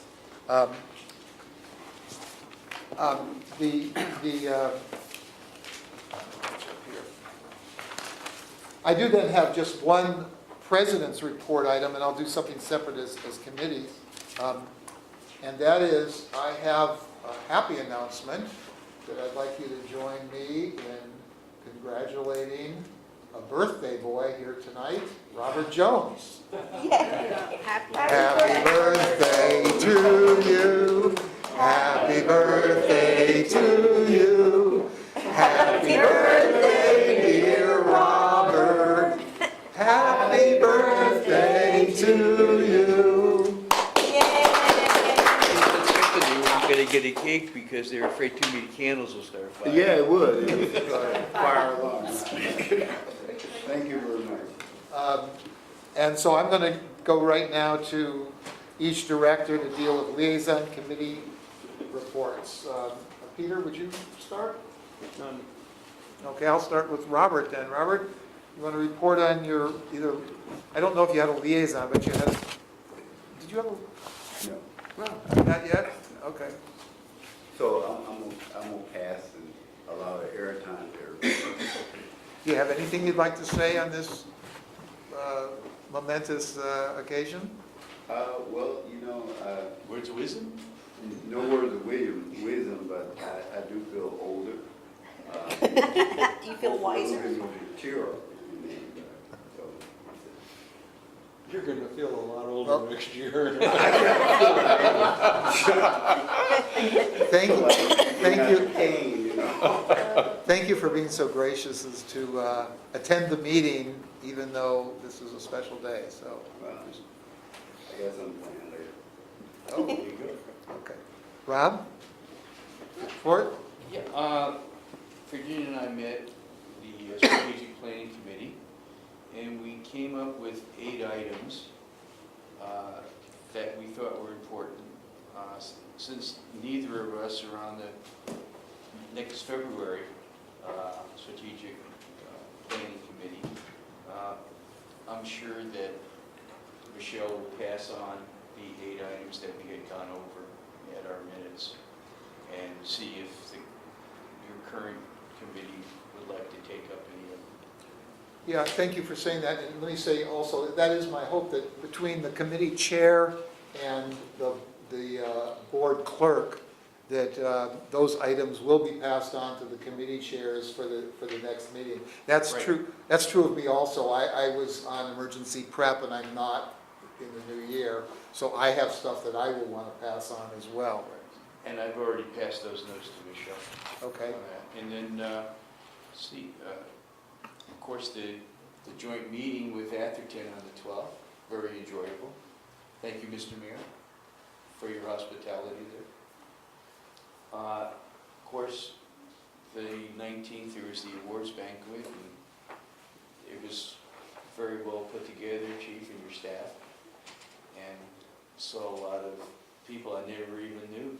You know, every time there's one of these, someone comes up and says, "Oh, you're a director. I was a fireman in 1966. As everyone knows, I'm involved with the CSDA state. I'm one of the executive board members for that, and we do a monthly conference call, and one of the items of particular interest is CalPERS investments that may be an issue for us to look, or the finance committee to look into, to see in the direction that they're going. I guess they should not. January 5th, I attended Bob Wheatley's funeral, and the association did a nice job with the bell ringing. Chief was all dressed up, and he looked. It rained right after it was over, right? It was really something that right after the ceremony it rained, and during the whole time it didn't. I was also honored to attend the Carl Clark Park Memorial naming of the park in Bellhaven, and Senator Hill was there, and Shue, Mark Berman. Quite a lot of people were there, and it was nice to see of how many people did show up for the event. Jim Lewis was there too. And Jim, and in fact, Jim sent me a little bio, and I didn't know that Mr. Clark was an author too. Just books. And a play. What would we do without you, Jim? That's all I have, Chuck. Thank you. Thank you, Rob. Virginia? Yeah, just a couple of things. The HR committee also met, and we have, I think, 6 items that we want to move forward, and as Rob said, the strategic planning committee met, so you're going to send that forward too. Michelle, okay, and I'll do the same, Michelle. I think you got most of the information. Yeah. But our committee's still the same, so we'll work on those items, but the last committee met. I also attended the awards banquet, which was wonderfully done. Thank you, Michelle, and thank you, Harold. What I really liked was the fact that you invited people like Jim Gordon from Redwood City. I think he was Lion, was he part of the Lions Club? Elks. Elks, yeah. So I thought that was Who was it again? Jim Gordon, who's a resident of Redwood City, but he's involved with the Elks. Right, they do an event every year that honors public safety, so police and fire. San Mateo Elks, right? Yeah, so Yeah. we decided to invite them because every year they do that for us, and nobody ever does anything for them, so Yeah, it was we really appreciate it. he did, and it was a very nice touch, so I'm glad that happened, Harold. So I hope that we continue that. I am looking forward to the swearing-in ceremony tomorrow for the new firefighters, captains, and the chief. And also something to put on your calendar, Harold, and the fire marshal's calendar, that the next county Santa Cruz Avenue Alameda Corridor Task Force meeting is on January 25th from 7 to 9 p.m. at Station 4. We just got that notice today. And that's all I've got. And Peter, you didn't have anything, I have a number of things. I should have maybe said it at the President's report. Yes, tomorrow we have that ceremony at 3 o'clock, the Yeah. badge pinning ceremony, just to make sure we're all on the same wavelength. I have to remind myself of this too, because I go to work and I forget where I am and what I'm doing. You have to swear people in, so you gotta show I them. know. Swearing But in. it is on my calendar. I hadn't announced earlier, and Rob, I'm sort of telling you this for your benefit in particular, but I was asked to participate in and have there's a CSDA task force on pensions, where it's not a meeting physically, but people ask, they have a kind of a conference call and also emails where their recommendations are being given and so forth. And I have provided some information to the CSD staff person on that. I should have announced it earlier, but I'd forgotten about it. But it's simply technical matters. It's not speaking on behalf of the board or anything. It's just talking about pensions and the mechanics of it and alternatives. And some of the, there was issues about whether the investment rate or the discount rate that they were discounting these future payments should be, and there were a lot of people that were suggesting that the rate go up. All the evidence shows that the rate should be going down, and it did go down a year ago, but that hurt cities, so there were proposals that it should go up. But in fact, taking it up would increase the liability, and it's a very bad policy thing. So anyway, I'm serving as an advisor on that. Yeah, and then also, Chuck, their investment strategy was more political towards environment, and it kind of, the investments kind of suffered this year because during the current administration, it's scorched the earth, and it wasn't the political strategy that they had, and then of course CalPERS kind of went into that environmental friendly group, and I don't know what the percentage was with the comparison, but they lost quite a bit in their investment strategy. So they're also addressing that too, Chuck. Well, yeah, I mean, that was one of the issues too, that, they've got these monkeys that throw darts at the wall, and they earned an average of 27% on their returns this year, which is what the market did. And with all its professional management, CalPERS earned something like 15% or something like that. So the monkeys are doing better at this point. Chuck, I would, number one, thank you for participating in that, and just warn you that no matter what you say, you will be identified as the president of this board, so. Let me say, when I first participated, I was not, and they don't know that, but maybe it will. Yeah. Okay. But in any case, I don't intend to speak on behalf of the board. And the stuff, it's really just, it's advising CSDA on what positions they should take. That's really it. It's being secondary. I also wanted to announce, Rob didn't do it, but you know, I realize that I frequently play the role of Scrooge on this board, and to offset that, I played the role of Santa at the toy giveaway, and so it's a little bit schizophrenic, but I wanted to announce that I was Santa. You didn't charge for the toys? I was Santa. I was Santa at St. Anthony's. This is the third year in a row that I've done this, and it's something that actually is a great deal of fun.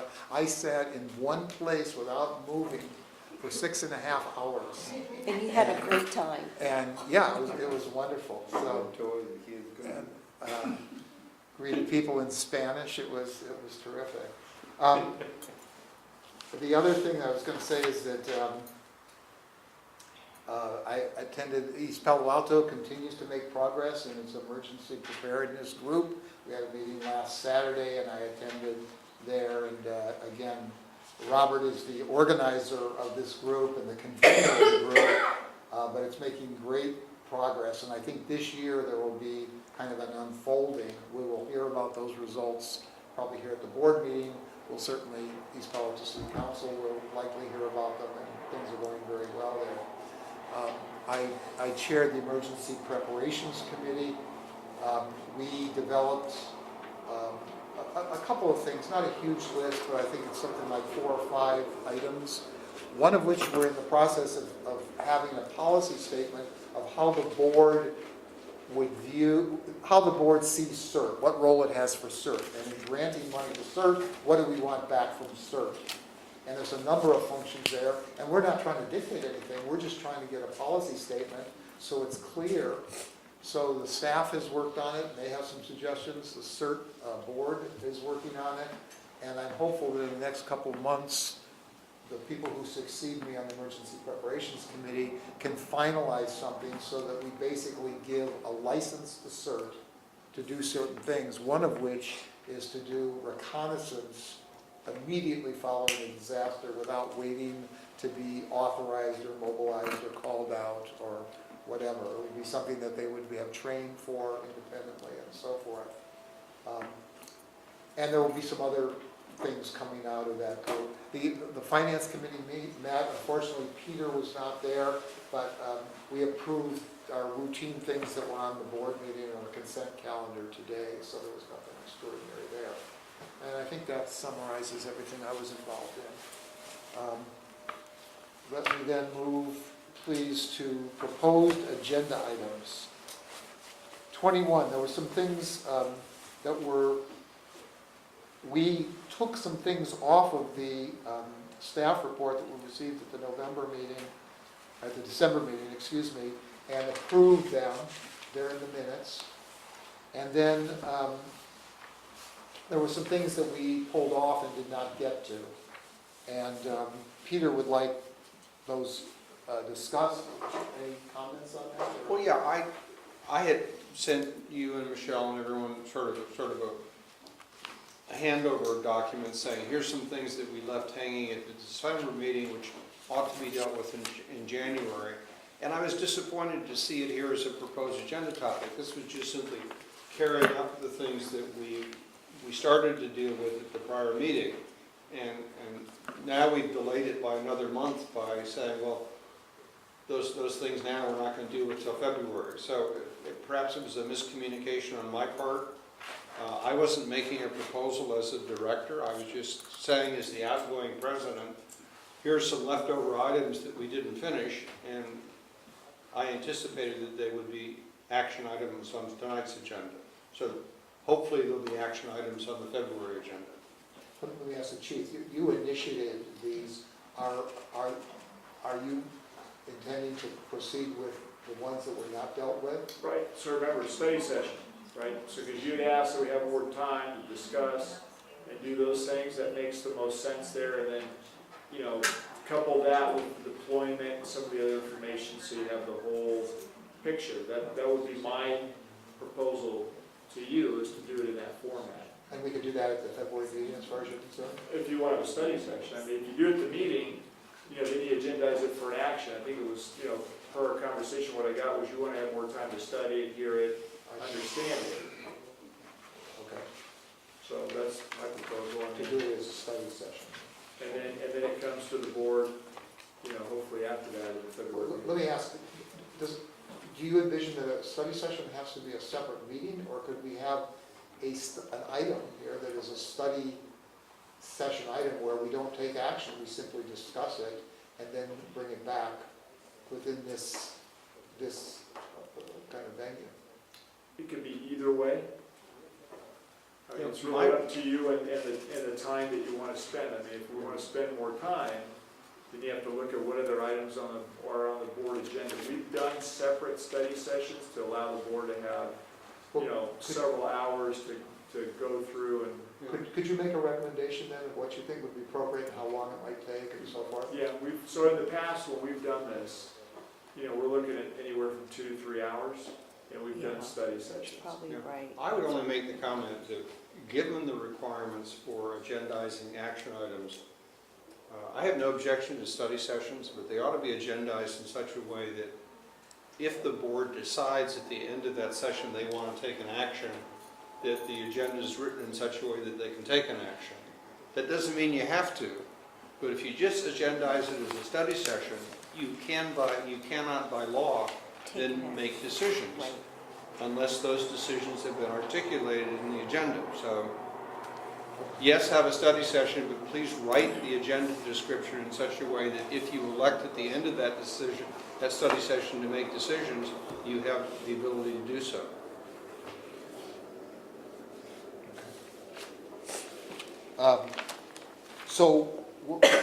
Does anybody else have any comments? It sounds like it makes sense to put that on the next meeting agenda one way or the other, study session or regular session. Anybody have any? Are you talking about for the next board meeting, having Or a a study session? Separate. I think it would probably be appropriate to have it, especially if you're talking about 2 or 3 hours, possibly to discuss, because there's, 5 items here? So the question is, at the study session, are we going to study, I guess, all 4 items? No, he's talking just about item number 21. Yeah, I'm sorry. I'm number 21 on page 3 here on the agenda. Are you, I'm looking at item 21, Director Carpenter, consideration of proposed mid-year budget adjustment. Yeah. And those were a number of items which, when the staff report came to us, we sorted out the things that we really wanted to do right away, and the other things still remained there. Right.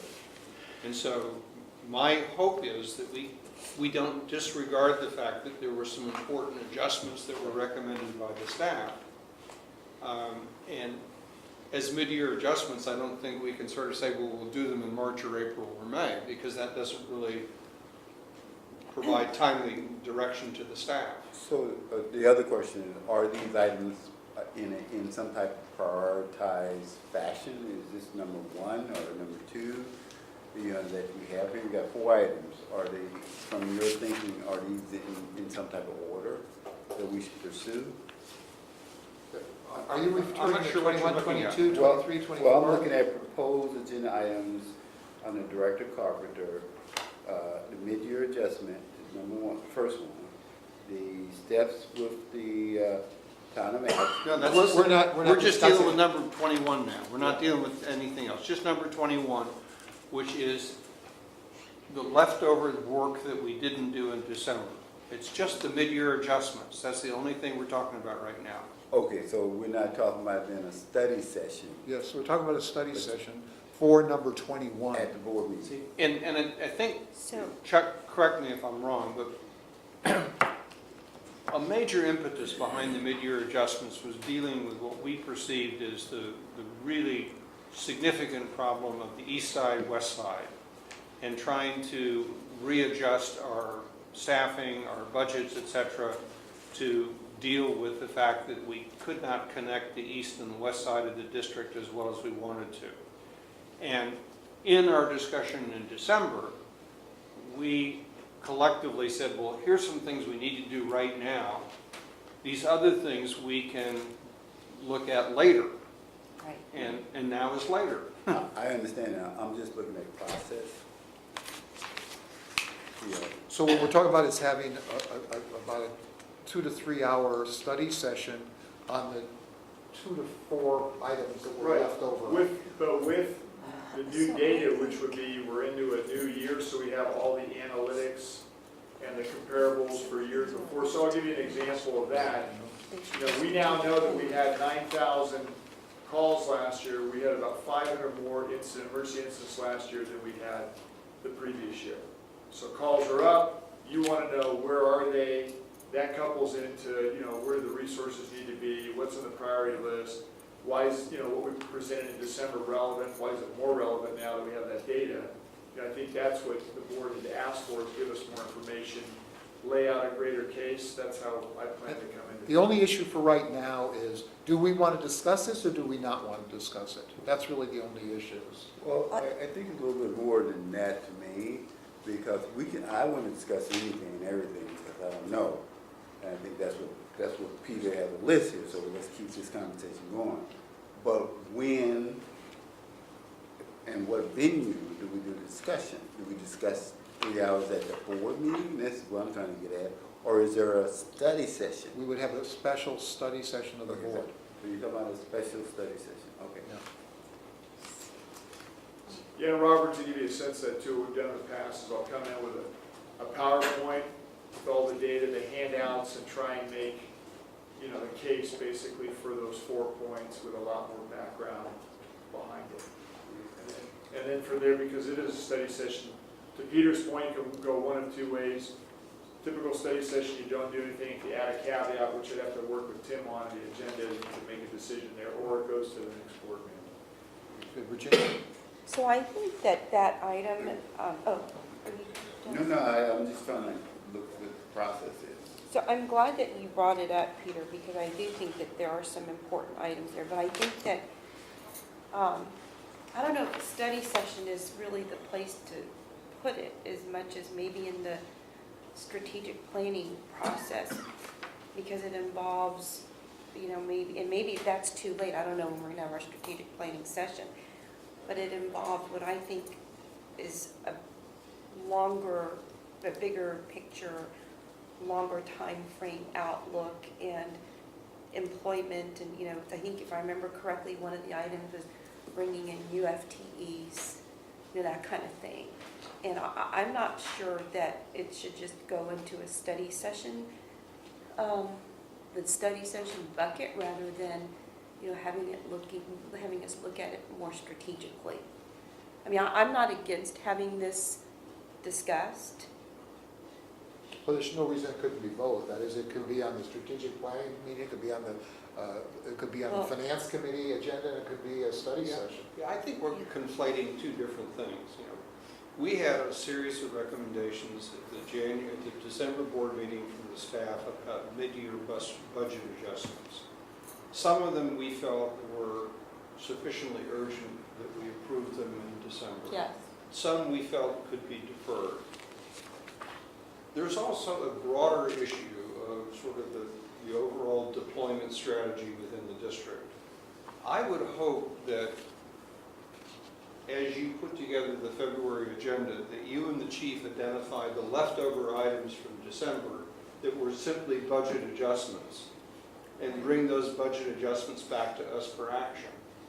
You may also wish to have a study session on the broader issue of our whole deployment strategy.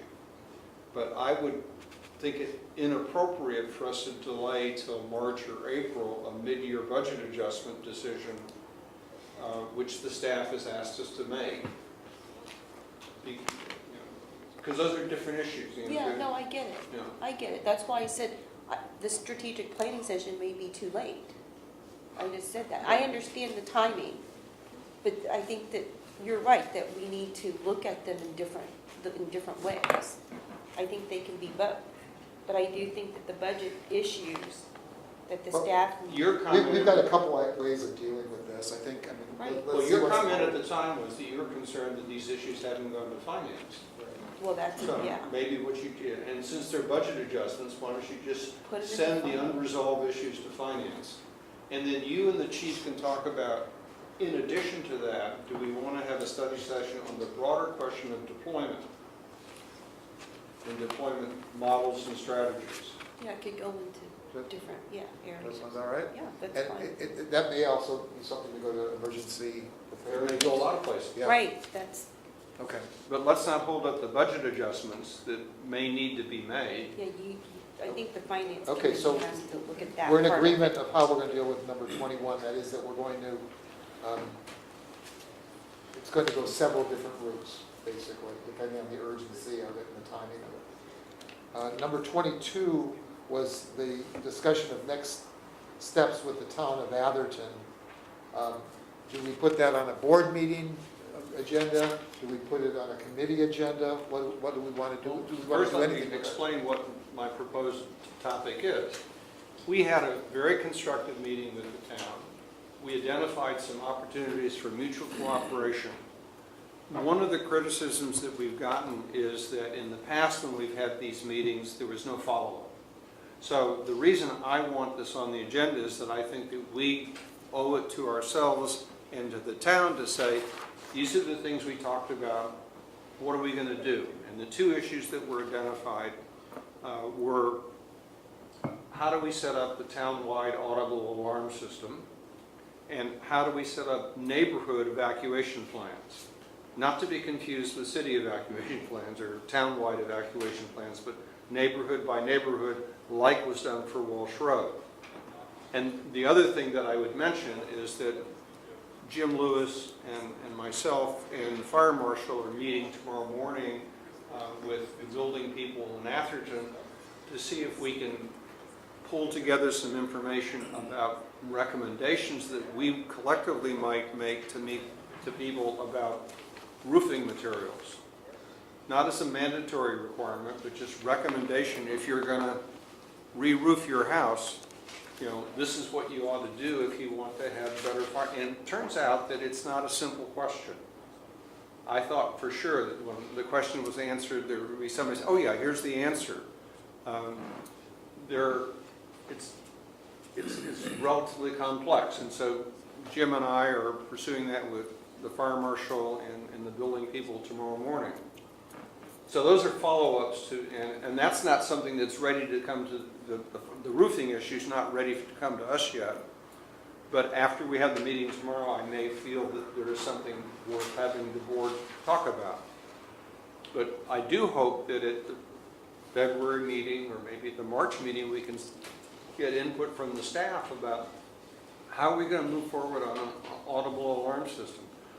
You know, so that come September, for example, when we get ready for the next meeting, we haven't sort of looked at, so wait a minute, we haven't done anything about last year's follow-up. And the same thing about neighborhood evacuation plans. I think those are a great idea. That I know that's what came out of the Aston conversation that we had. My question is more of a broader, are those two items that you mentioned, are they synonymous to just Atherton? And will the fire district have a response for the other three neighborhoods? Or will it be a same type of evaluation of those two items?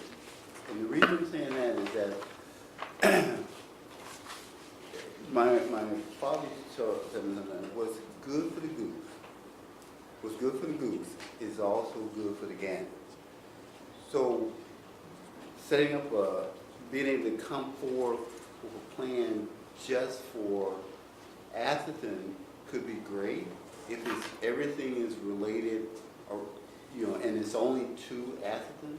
But if it crossed the district, wouldn't it make sense to try to figure out with our conversation with the other cities as well, whether these those two areas make sense to try to develop, and if the district resources will impact all 3 or 4, then it makes sense to try to unify that plan amongst the other areas. But if it's only just for Atherton in terms of whatever it comes up with, then I'm saying, okay, well, let's deal with them and their uniqueness, and let's deal with these other cities with their uniqueness. And Robert, let me respond to that. When it comes to evacuation plans and alarm systems, the legal responsibility rests with the town or the city or the county. We have no legal responsibility.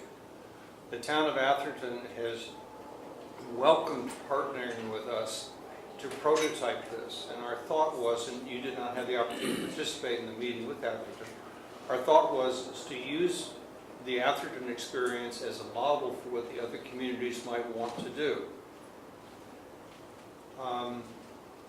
If we have to We're wait, actually getting into the substance of the item. Let's just talk about agendizing it here for right now. I just want to correct your perception. I think Peter slightly misspoke when he only talked about Atherton. If you look at the title of number 22, it says a district-wide audible alarm. So this agenda item would be district-wide, not Atherton-wide.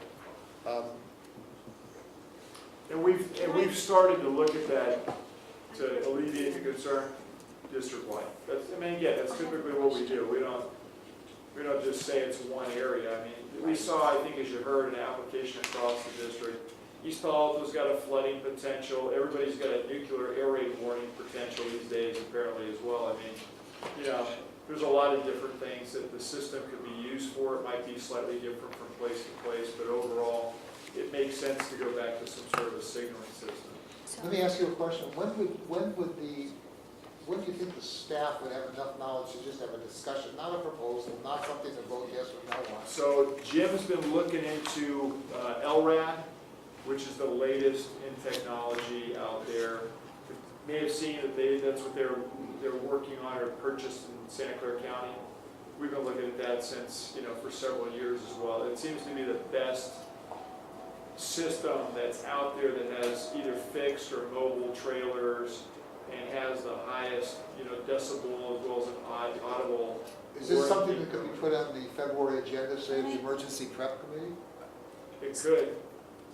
Virginia, you I had a want to question. say, so I want to ask the mayor of Atherton, who's here, and who is the liaison, is this something that your council, not that you can probably tell for sure, but is this something that y'all are going to be discussing at some point as a follow-up to our meeting in December? I'm new on the job.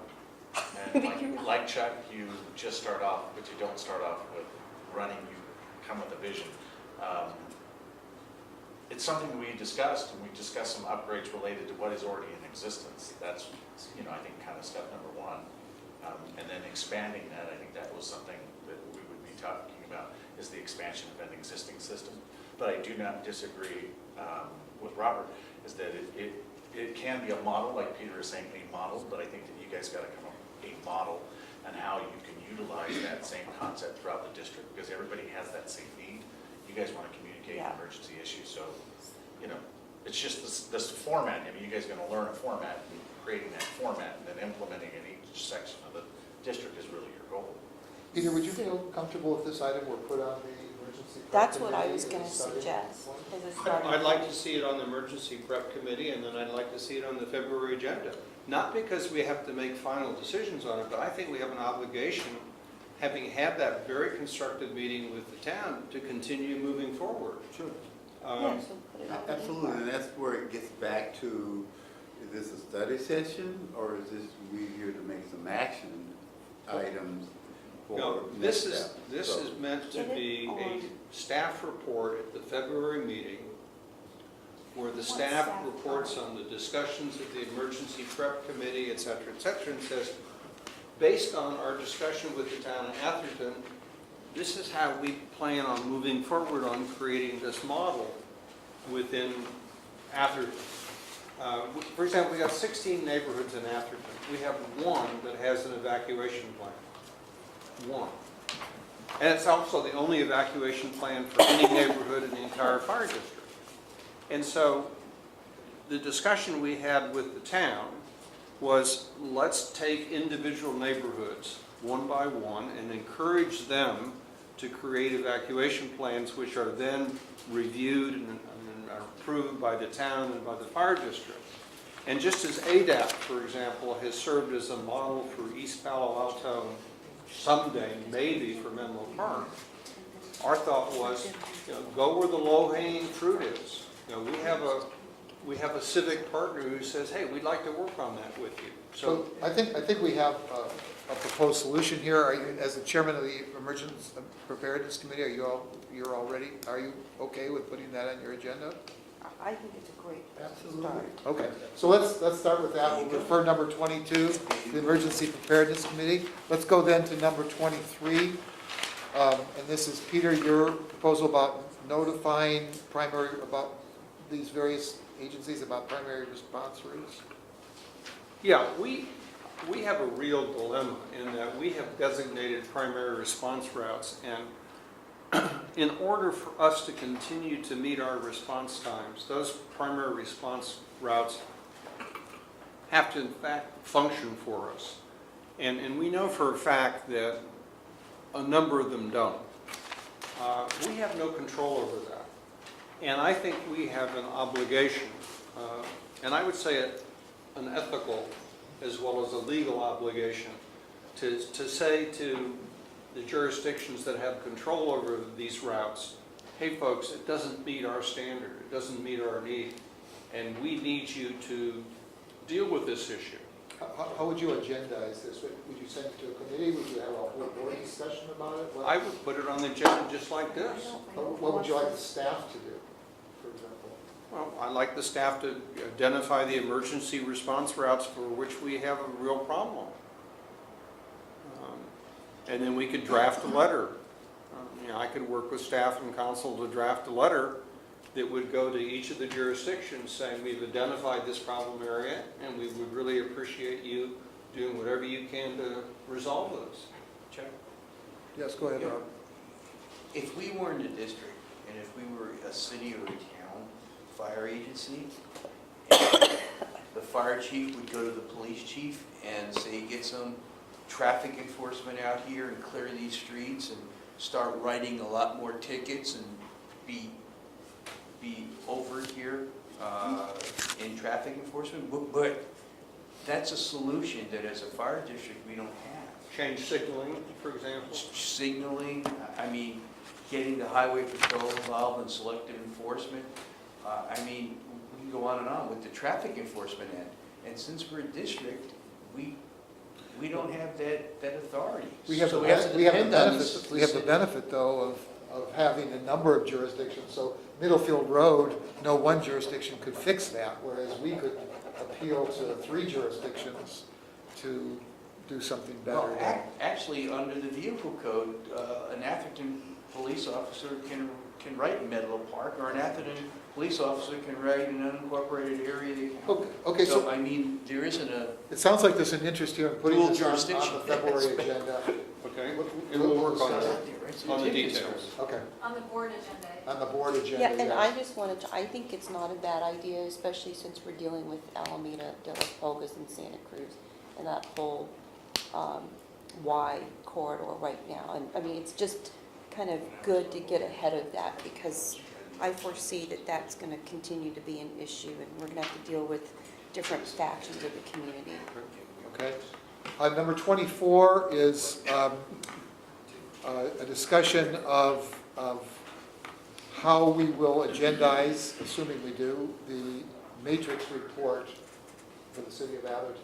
Well, my proposal is just to agendize it exactly as it's stated here. We know it's going to go before the town council tomorrow night. We'll see how they deal with it. I think it should be on our agenda. It makes a whole bunch of assertions about the district, many of which I disagree with. It's factually incorrect in many areas. Looks like there's the substance of it. That's right. That's why I'm saying, I think that we need to discuss it, and we will just, and I'm proposing we discuss it after the town discusses it tomorrow night. And then, would you want the staff to prepare some sort of action, or would you propose that we give direction to staff at that meeting? I don't know. I mean, the chief's had the opportunity to look at it. I certainly think that I would welcome staff comments on the report. I've provided you with my preliminary analysis of it. We've spent a lot of money on this report that we didn't budget. It was not approved by this board. Okay, let me just ask, Robert, are you okay with putting this on the budget for the February meeting? You mean on the agenda? On the agenda, I'm sorry. You know, and I'm gonna say this, I'm gonna turn everything loose when it comes to prioritizing what goes on the agenda. Earlier we talked about how much work staff have to do based upon the items that the chief has put on there, and also now the new president's gonna have to put on there, and there's no disrespect for what Peter is rightly identified as carryovers. So at some point, the board's gonna have, you know, we got 4 more items to go on the agenda for next week. And if the items are like they are this week, so you got 26 this week, so you're just gonna add 4 more. Maybe some other items that may come up. At some point, the board is gonna have to prioritize what it really wants to work on, irregardless of whether we have met with the City of East Palo Alto, whether we met with Menlo Park.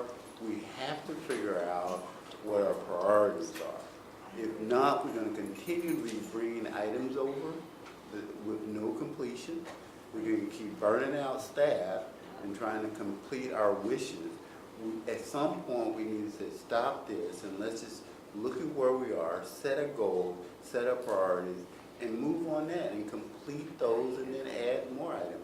Now, what Peter has brought on are excellent items that need to be addressed, and they can carry over to other cities. But, you know, just like any other items that we put on the agenda, they're great items, we need to work on them, but at some point, everybody's gonna get burned out. Yeah.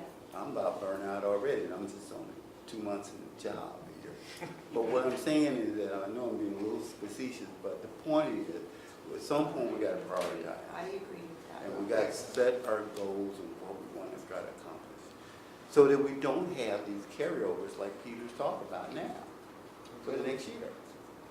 That's Rob. I'm done. Your thoughts, Rob? Well, I don't know, I think I sent a few emails when we found out that the study came out, trying to find out what it actually contained. I think I sent a few emails. In fact, I even tried to find out before our meeting to discuss their study. Yeah, right. And I sent them for your liaison. And, you know, I would really like staff to, unfortunately, to commit more time to go through this, what is it, 300-something pages? For what, matrix? Yeah. Just under 100. Under 100, and give us a public safety evaluation. And the big question for me is, what does Atherton want from us? That would be my question. What does the town of Atherton want from the fire district?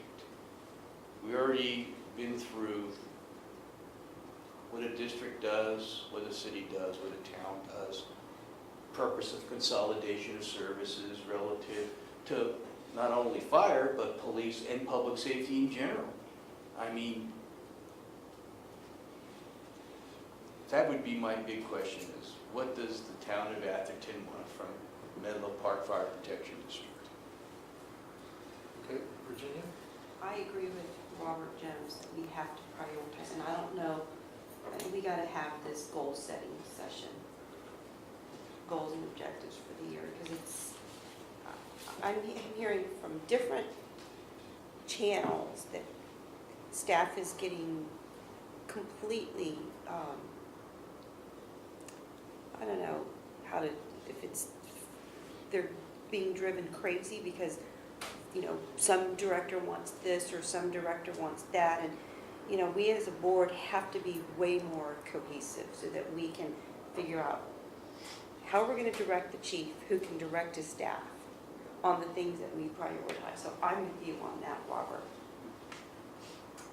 And if this goes on to the goals and objectives as a priority, then that's fine with me. Although I understand the importance that, you know, we should probably have this discussion soon after the Atherton Town Council discusses this tomorrow. But I think we have to have goals and objectives. Otherwise, we're going to drive the staff crazy, we're going to drive the chief crazy, and we're going to drive our board crazy.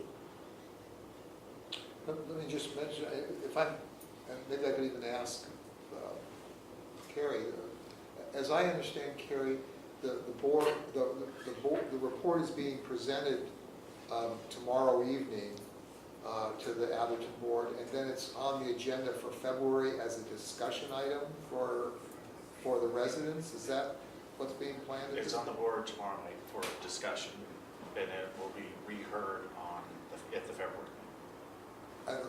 It will be reheard at the February meeting, so we will have a second set of public input for the people that didn't get it this time. We will re-agendize it for February as well. Is it going to be a PowerPoint, Mr. Mayor? Not my PowerPoint. There will be a No. there will be a PowerPoint presentation. presentation tomorrow night from me. Oh, they will. Okay. Short, because I have limited time and a lot of issues on staff resources. Okay. Good. So, I'm looking forward. okay. Yeah, let me just make a comment about priorities. Folks, real simple. This is 1/3 of our budget, folks. Yeah, I know it's it's pissed off. important myself. It's pissed off. And, you know, what does the town want? You know, you go back and look at the original staff report. They said in the original staff report, they want property tax revenue sharing, or they want detachment. Now, people kept saying it was off the table, but you read the report, and it's talking about what's the cost of setting up their own fire department. So, this is a strategic threat to us, and we cannot say, oh, it's a low priority. No one You get said- this ball rolling, So, It seems- clarification, because I'm new. I don't know what the 1/3 of what is. What is that? 1/3 of our entire revenue. And I can appreciate that, because the other 2/3 is coming from somewhere. And it's important, I think, we can respond based upon, and I'm not, please don't take this wrong, is if I have a ball and I say, this is my ball, and you're gonna play by my rules, or as I'm taking my ball somewhere else, that's what you do. And that to me is okay, but when you start looking at the common good, not to say the priority is not important, and everybody's priority is important because it's there. What's mine is mine and yours is yours. But it's how we are able then to be able to work together for the creation of the common good for not only for you, but for me as well. And I think that's what the district is all about, is trying to create the common good for everyone. Now that may be taking points and value from where you are or where the town of Athens is and displaying that and creating that somewhere else. Because what's valuable for you is also valuable, could be valuable for me, but I never know unless it's being exposed. And so what I'm saying is that I never call these items a low priority. I'm just saying, when you got 100 items to look at, and they all seem to be priority, you got to figure out within the scheme of things, which one you're going to work on. Now, we can just say everything that you brought up is a priority. And I'm not saying that. I'm just saying we got to evaluate it in terms of that. That's all. It seems like there are two possible proposals on the table. One from Peter, which would be to agendize it in February. The second one would be to put it into the hopper of our priority list and figure out where it comes out and what we want to do about it. I think that's, from a practical standpoint, that's what maybe you and Rob, I don't know about Rob, I'm sorry, you and Virginia were advocating. So those seem like the two proposals. If we could just focus on that for a minute. Any comments, Rob, anything? No, like I said, I just want to know what Atherton wants. And I'm sure Wednesday night with the presentation and their discussion, we'll find that out. Well, it sounds like, I mean, it's going to be February, they're still talking about what it is, and it's going to be March or April, nobody's going to know anything until summertime, really. Right. But, Chuck, if we stand silent while the town manager and the town council move this thing forward in the direction they want to go, we're dead meat. Now, you can't just stand, this is a strategic threat to this district. Read the report. These people are looking at their own fire department. These people are looking about taking 1/3 of our budget away from us, away from East Palo Alto, away from Menlo Park, away from the county, and putting it into the town of Atherton. I don't know what can be a higher priority. Now, what we end up discussing may depend upon what the town does tomorrow night. But you have to, I don't think you can say, well, we're going to deal with this in September or August or something like that. Excuse me, through the chair. I don't think I would say that. I'm just saying, because, let me put it this way, the same concern, if it was in a position, East Palo Alto would say the same thing, as well as even Menlo Park, for example. Now, if everyone had this level of anxiety about whether their priority is going to, what their perceived priority is everybody else's priority, then somewhere along the line that somebody's going to may not necessarily get the appropriate service they need. And the only thing I'm just saying is let's spend time talking about it. Maybe that's the priority that the board want to go, and that's okay. But not to make this a conversation about one city, and there's no reflection. One city, and then you got other cities and a county to be concerned about too. Where do they fit in the priority of the district? I'm just saying, let's just look at all of our priorities, all the things that we consider priorities, and then understand, if the metrics is a priority that comes number one on our list, let's deal with it. Deal with it in haste to get it out of the way so we can move on to something else. But we can't spend a priority about the metrics today, and out of that conversation, there may be 5 other items that become the priority within that metric. Robert, I think that, Maybe I'm missing, I'm sorry if I am. well, you were not part of the board for the last year. Right. This thing has been going on for almost a year. This is not new. This is not a surprise.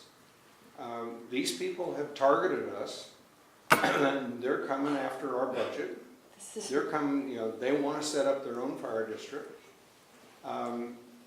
And that will mean resources taken away from East Palo Alto, resources taken away from Menlo Park. They didn't ask Menlo Park to participate. They didn't ask East Palo Alto what they thought. They said, this is what we think is in the best interest of Atherton. We have to represent the interest of the fire district.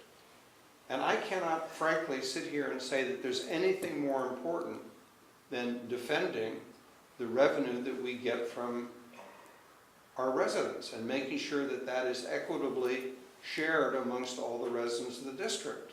So let me ask you this question. So with that point in mind, so if we take as a priority the metric report and move with all due haste, would that satisfy Atherton? I don't care. Well, another question.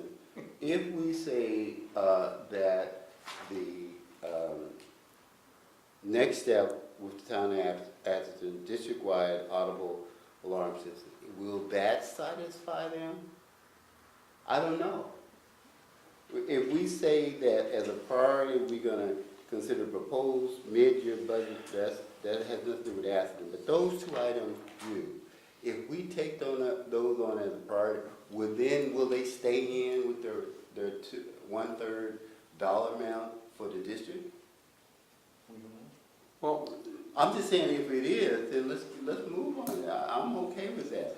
You know, if that, but you know, it's sort of like once I understand that once you satisfy one thing, there's always going to be a next thing. So I want to come back to the idea of agendizing this. I think I'm sorry. I think your point, but I think you and Peter have both made your points. Rob didn't have anything more to say, Virginia didn't. No, just that I've been kicking the can down the street here, you know, I just wanna know what they want. But I think it's reasonable to find out what they want. I just want to know if we're going to put this on the agenda or not. So let's come back to the. Absolutely put it on the agenda. Well, that's the Well, that was, discussion, that's what I right? was, that, I mean, Yeah, yeah. let's put it on the agenda. well, okay. sounds like. Well, Yeah, let's just take a consensus. How many of you, there's two things, we could, alternatively, I'm gonna look for a consensus on the agenda. But the alternative would be that we put it into the hopper with other priorities and deal with it in that way. So how many of you would like to put it on the agenda for the February meeting? If you just raise your hand, 1, 2, 3. Okay, I don't care. so we've got a consensus right there, so Okay. let's put it on the agenda for February then. Thank you.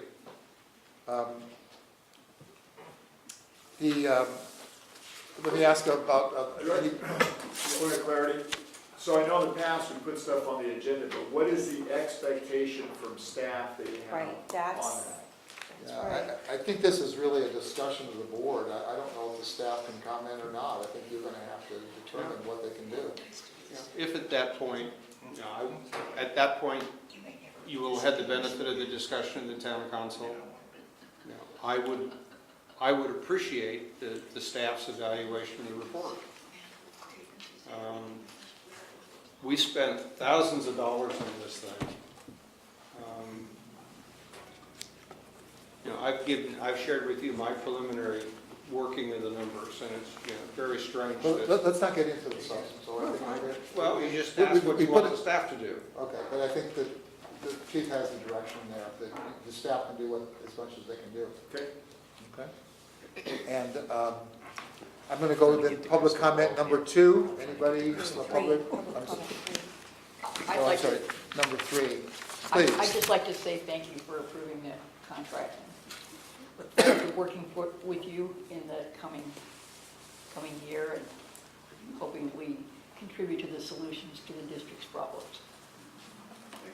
Thank you. Let me congratulate you on getting an A in statistics publicly as a returning I never student. believed it was possible, but yes, Yeah.